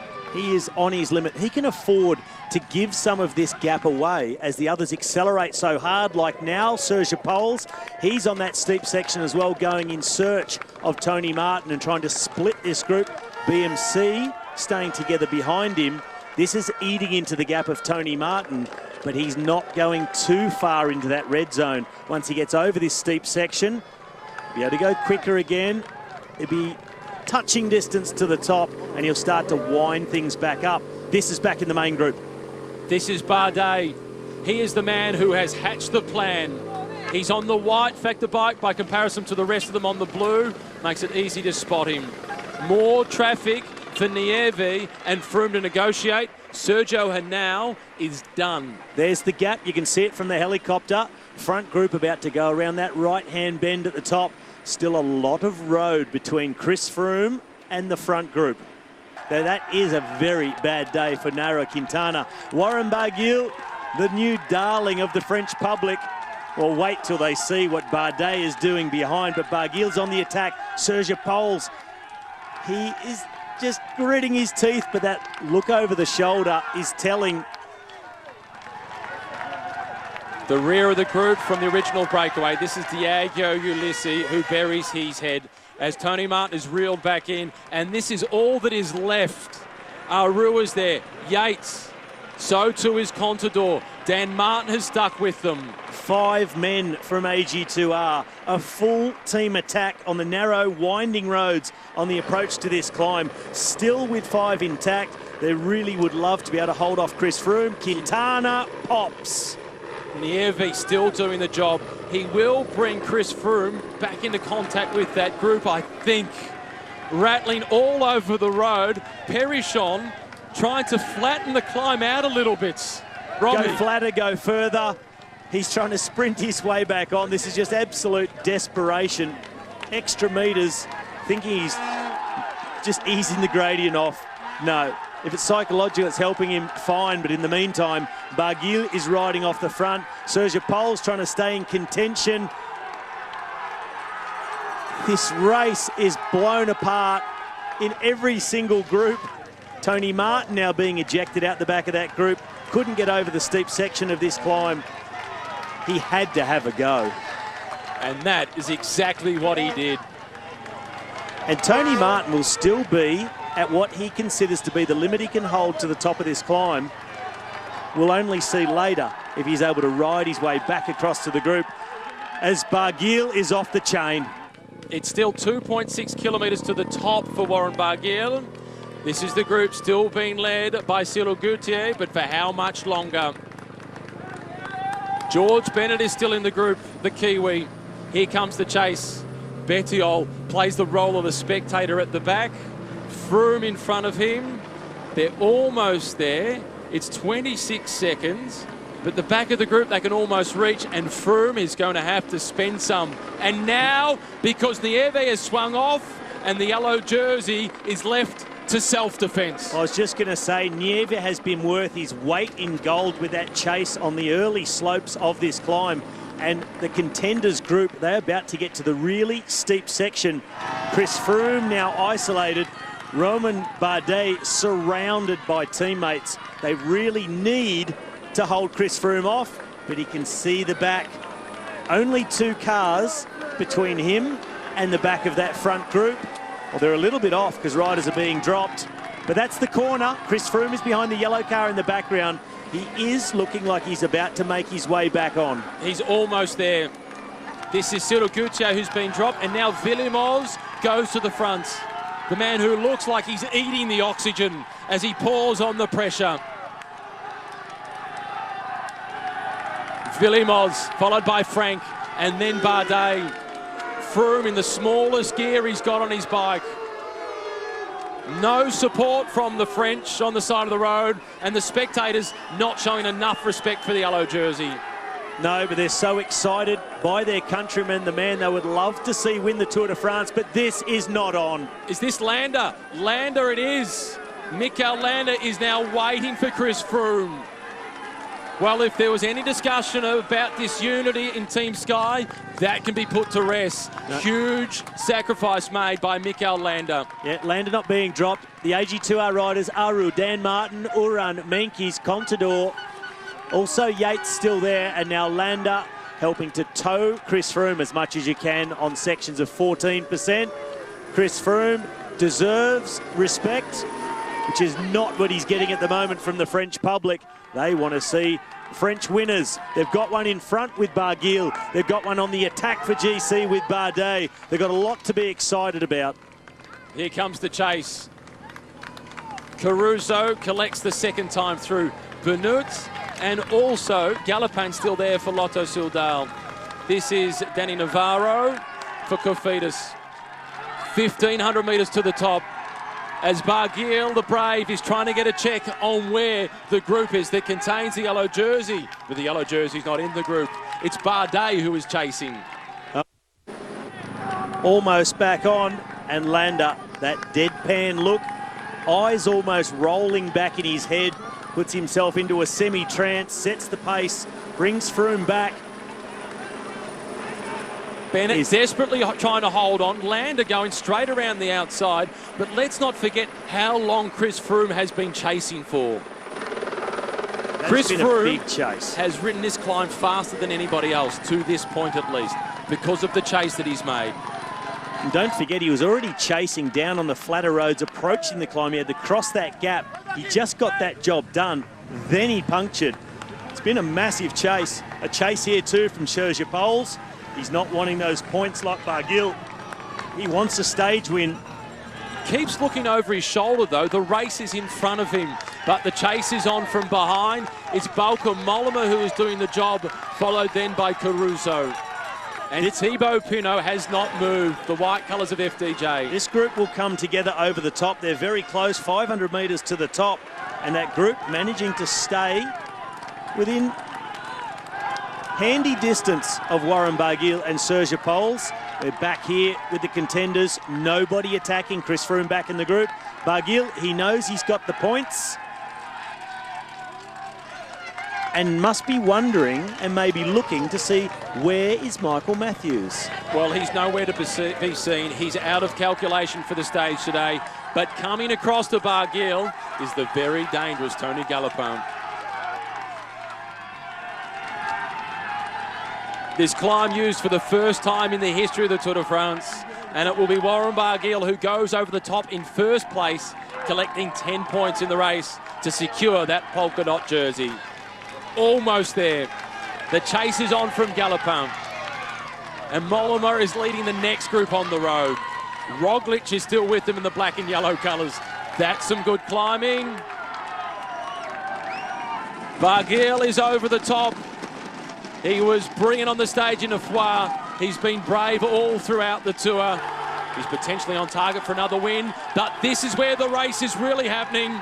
From Barguil to Brave, it is Bardet the Brilliance, followed by Rigoberto Urán. Local road knowledge, a flick of the elbow, the Colombian comes through.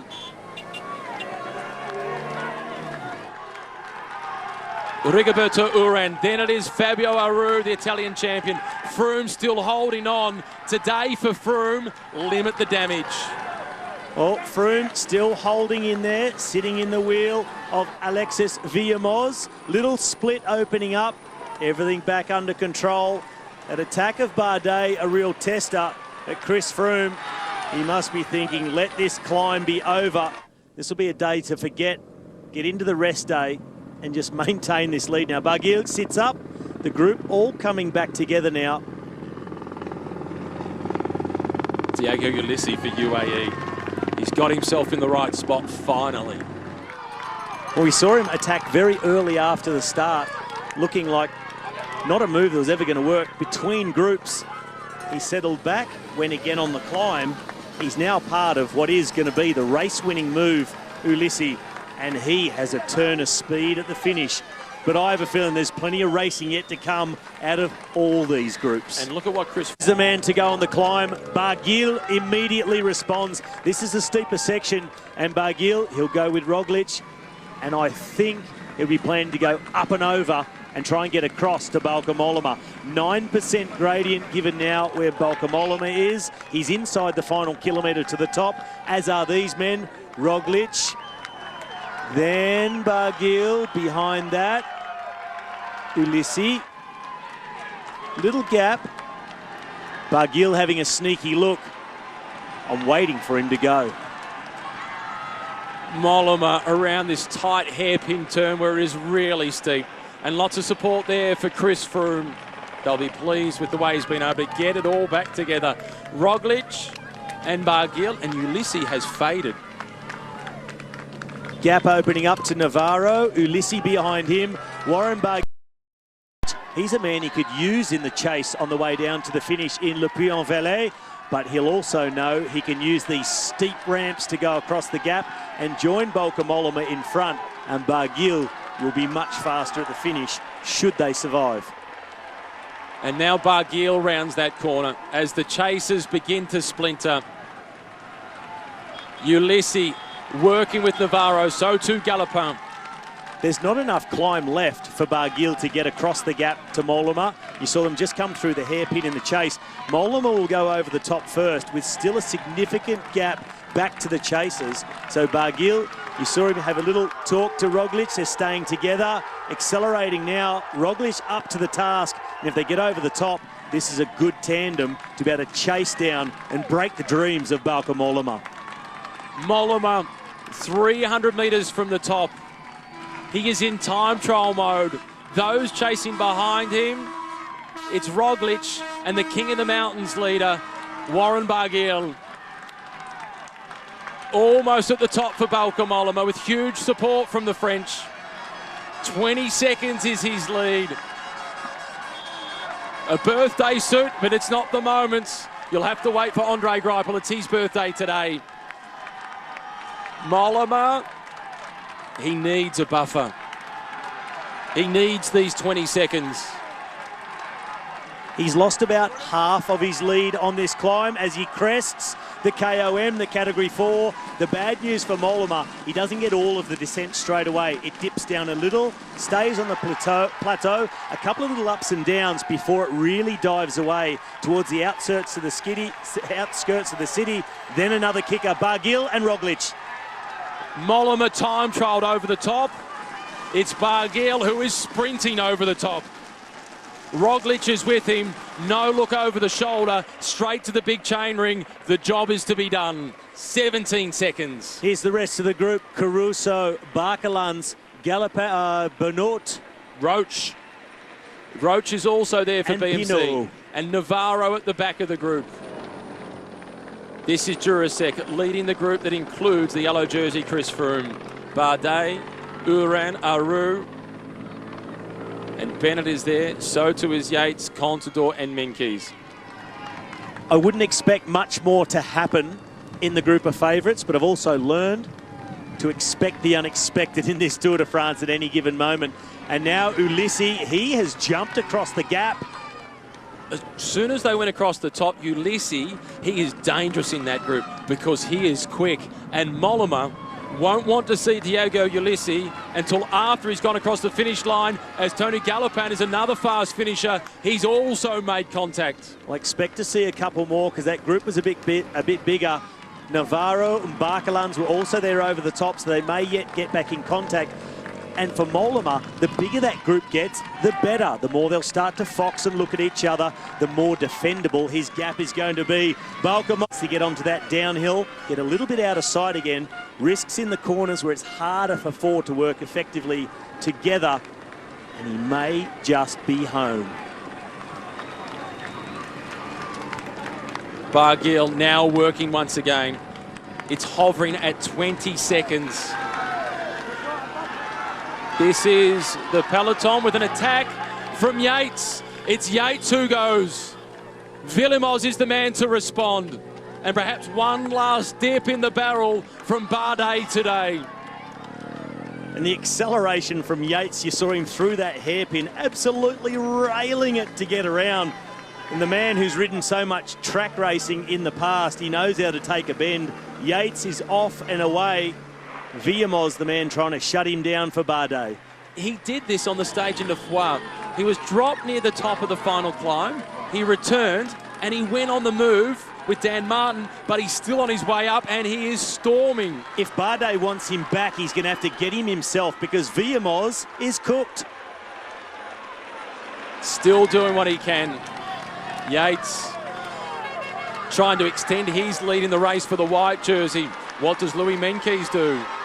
Yates looking back, that big acceleration may be starting to cost him now. It was a sprint to start with, but now it's Landa going through. He doesn't want Yates to go up the road. Mikel Landa takes up the pace. Simon Yates sits 2 minutes and 2 seconds behind the yellow jersey of Chris Froome. And Landa is so strong. And in a big gear. It's like a gym effort here. He's muscling his way towards the top of the climb. And look at the scurry behind him. As Landa looks as if he's just out on a training ride and everybody else is full gas to stick with him. And he reels in Simon Yates metre by metre. Yates up the gears, flicks it into the big chain ring over the top. But Landa, he is only a matter of about 15 metres behind the Englishman. Mikel Landa with that pretty pedalling stroke flicks his way through to the rear wheel of Yates. Back together in the group of favourites now. I'd love to know what's happening with Bauke Mollema and the chase behind him. Those four riders, Roglic, Barguil, Galopan, Ulissi, have they been able to close it anymore? Or is Mollema able to take advantage of what's playing out? Back here, Menkes at the back, Contador, Dan Martin. Going on, Yates. Yates, to his credit, caught by Landa, but accelerates again. It's then Bardet, as Menkes is under a little pressure. A whole heap of left hand. He grabs the big chain ring. Meanwhile, out in front, it's still 20 seconds for Mollema. Here he is. They came closer. He had 11, then he had 15. The group got bigger, and so did Mollema's gap. The four not giving it their all. And if they're going to catch him, that's what they have to give. Roglic on the front, the time trial specialist. Warren Barguil in the polka dots. Behind him, Diego Ulissi, the Italian from UAE. Tony Galopin. This is a sprint over the top of this hill. 7 kilometres to go. It's now urgent. It can be tour saving for Trek Segafredo, as Ulissi, when he's at the front, he's consistently looking across the shoulder for others to work. He slots into second behind Warren Barguil. Could it be one last-ditch effort to go solo at the back of that group from Galopin? Mollema can't control them. He can only control the 2 kilometres in front of him. And Mollema showing no signs of slowing, no signs of cracking. Time trial mode, beast mode, Bauke Mollema. The team's Tour de France's hopes fell apart with Alberto Contador. They've gone for another tactic. It looks like they're about to collect a stage win. And what a brilliant one it'll be. 1.5 kilometres to go. Just got to hold it together. When the race came here 12 years ago, it was an Italian that rode solo to the finish line. This time it's a Dutchman who's trying to replicate that effort. Barguil, Galopin, Roglic and Ulissi. And they're losing more ground. The opportunity slipping through their fingers as Mollema has had a firm grip on it for 20 Ks. The opportunity is now gone for the chasing four. The only thing that could have them sprinting for the win is a mistake by Mollema as he goes under the kite for the final kilometre.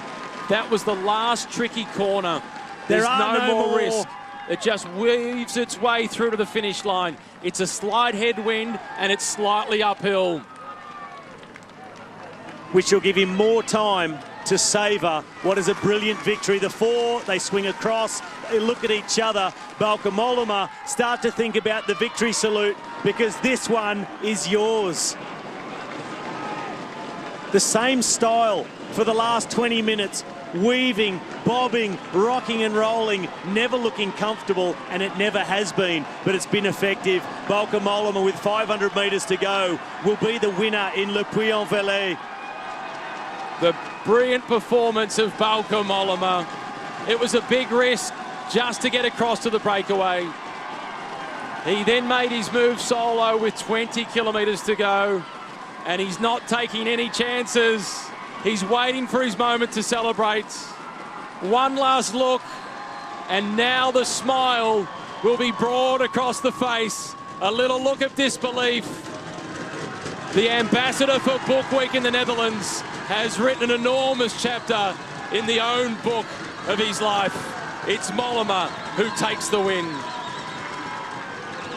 Now the sprint for second place. Ulissi and Galopin. Galopin in the red colours. Ulissi trying to challenge. This is the race for second. It's Galopin with his nose in front. Ulissi is coming. Galopin moves across towards him. It will be Ulissi who gets there. It's all academic, sprinting for second. It's not they were there for. There'll be disappointment. Nicolas Roche, he jumps away from the next group. He'll come in for 6th place. These riders making up a day-long breakaway across the Massif Central. And they are going to be coming in literally at 6s and 7s. The group blown apart, but the ride of the day, and it started with teamwork. At the beginning of the stage, when they initially missed the breakaway, they set up Bauke Mollema to attack on the Category 1 and get back across. The rest of the group comes in with Kalmajan, Barkelans and Poles. And now we're seeing Dan Martin has caught riders from the breakaway. That is De Gent, Geschke, followed by Grimet, and at the rear of the group, Kieselowski. And they're willing to assist. Thomas De Gent says, I'm always up for a turn into the wind. What do you need? And here he is. And rival teams, these are two teams that got a really fierce rivalry, but De Gent is prepared to work. I think it's brilliant to see. De Gent has been out there working hard all day, and it's always a race of some sort. And now he's influencing the race again. The advantage now for Dan Martin. It's only a handful of seconds, but they all matter in this race. He must think all his Christmases are coming at once. Getting to that group, and I said he could see them in the distance. They were a real target for him, and if he could get there and cooperate, massive advantage for him. So much concern and so much respect. Chris Froome himself is at the front doing the chasing. The yellow jersey at the head of this group trying to chase down Dan Martin. And Thomas de Gendt is really going out in front. And Dan Martin having a lot of trouble following the wheel through that tricky little downhill section. Simon Geschke, Grimet, and also I think Kisielowski at the back of the group, struggling also to stay with de Gendt. But Dan Martin, what a perfectly timed move to leave his companions behind, or the rest of the favourites at least. But catching a guy like Thomas de Gendt, it couldn't come at a better time, in a better place for the Irishman. He's not only doing what he did in Foix, he's doing it better. He needs 9 seconds to move into the top 5 overall. And Simon Geschke is also prepared to work. They clearly just appreciate the bold move by Dan Martin. There's the chase in the background. So he hasn't got much at the moment, and they're not going to at least not try. They're going to try to not let it happen again, what happened in Foix. But Dan Martin getting some really good assistance from Geschke and Thomas de Gendt. At the front, Alexis Villermoz, Landa, Froome. They lead the chase. Oh, Roman Sikar at the back of the group. Almost made a mess of that left-hander. George Bennett at full sprint trying to hang into the wheels. And so is Grimet and Kisielowski at the back of this group with Dan Martin putting it all out there. Tomorrow's a rest day. We'll deal with it in the morning. As we saw with Bauke Mollema, once he got into the streets of Le Puy-en-Velay, all the corners out of sight, quite a big advantage. Dan Martin is using that same now. They can't see him. He's not losing much through these corners. That is really helping his cause. Mikel Landa chasing with the yellow jersey, trying to save his own position overall. He's in 5th. Dan Martin just 9 seconds behind him. De Gendt and Geschke, followed by Dan Martin.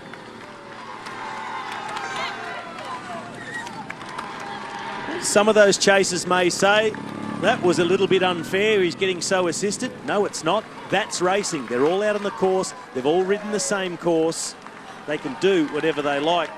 And I think this is brilliant. Here's Matthews looking for points. I don't think there's any left. Looking for points in the race for the green jersey here, Michael Matthews.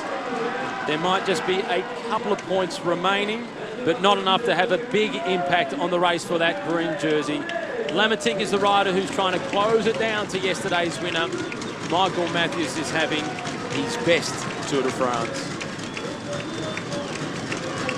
Capable of just about anything in this race. It's just the high mountains that elude him up against the pure climbers.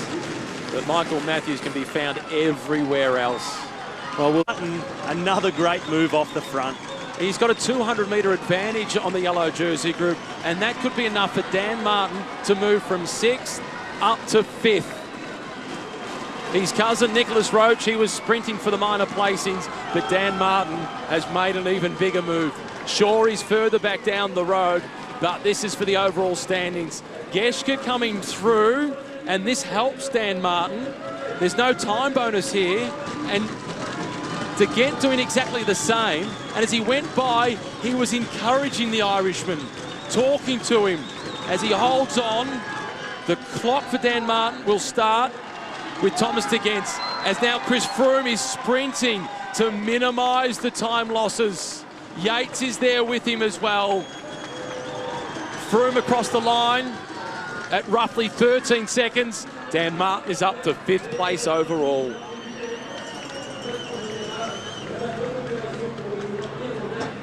How'd you like your final 50 kilometres, Robbie? Don't worry about the final 50. I like the final 189.5 kilometres of today's stage. That was brilliance. Every result.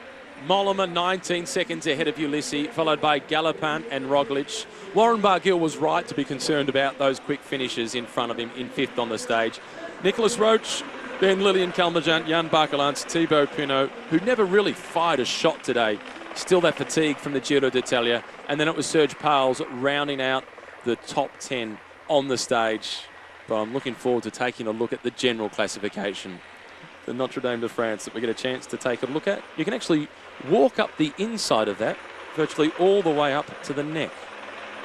And this was built out of 213 cannons that were taken from the Sebastopol. And it was inaugurated on the 12th of September, 1860. And there was some 120,000 people there to see it. This was the moment that he went. And it was on a downhill stretch of road.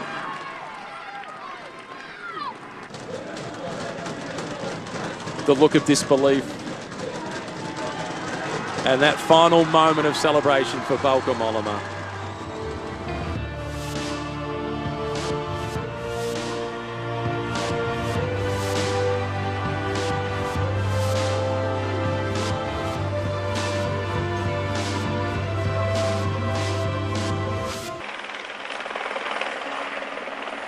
Chris Froome leading the race 18 seconds ahead of Fabio Aru. 23 seconds to Romain Bardet. Rigoberto Urán at 29 seconds behind. Dan Martin has moved up to 5th at 1:12.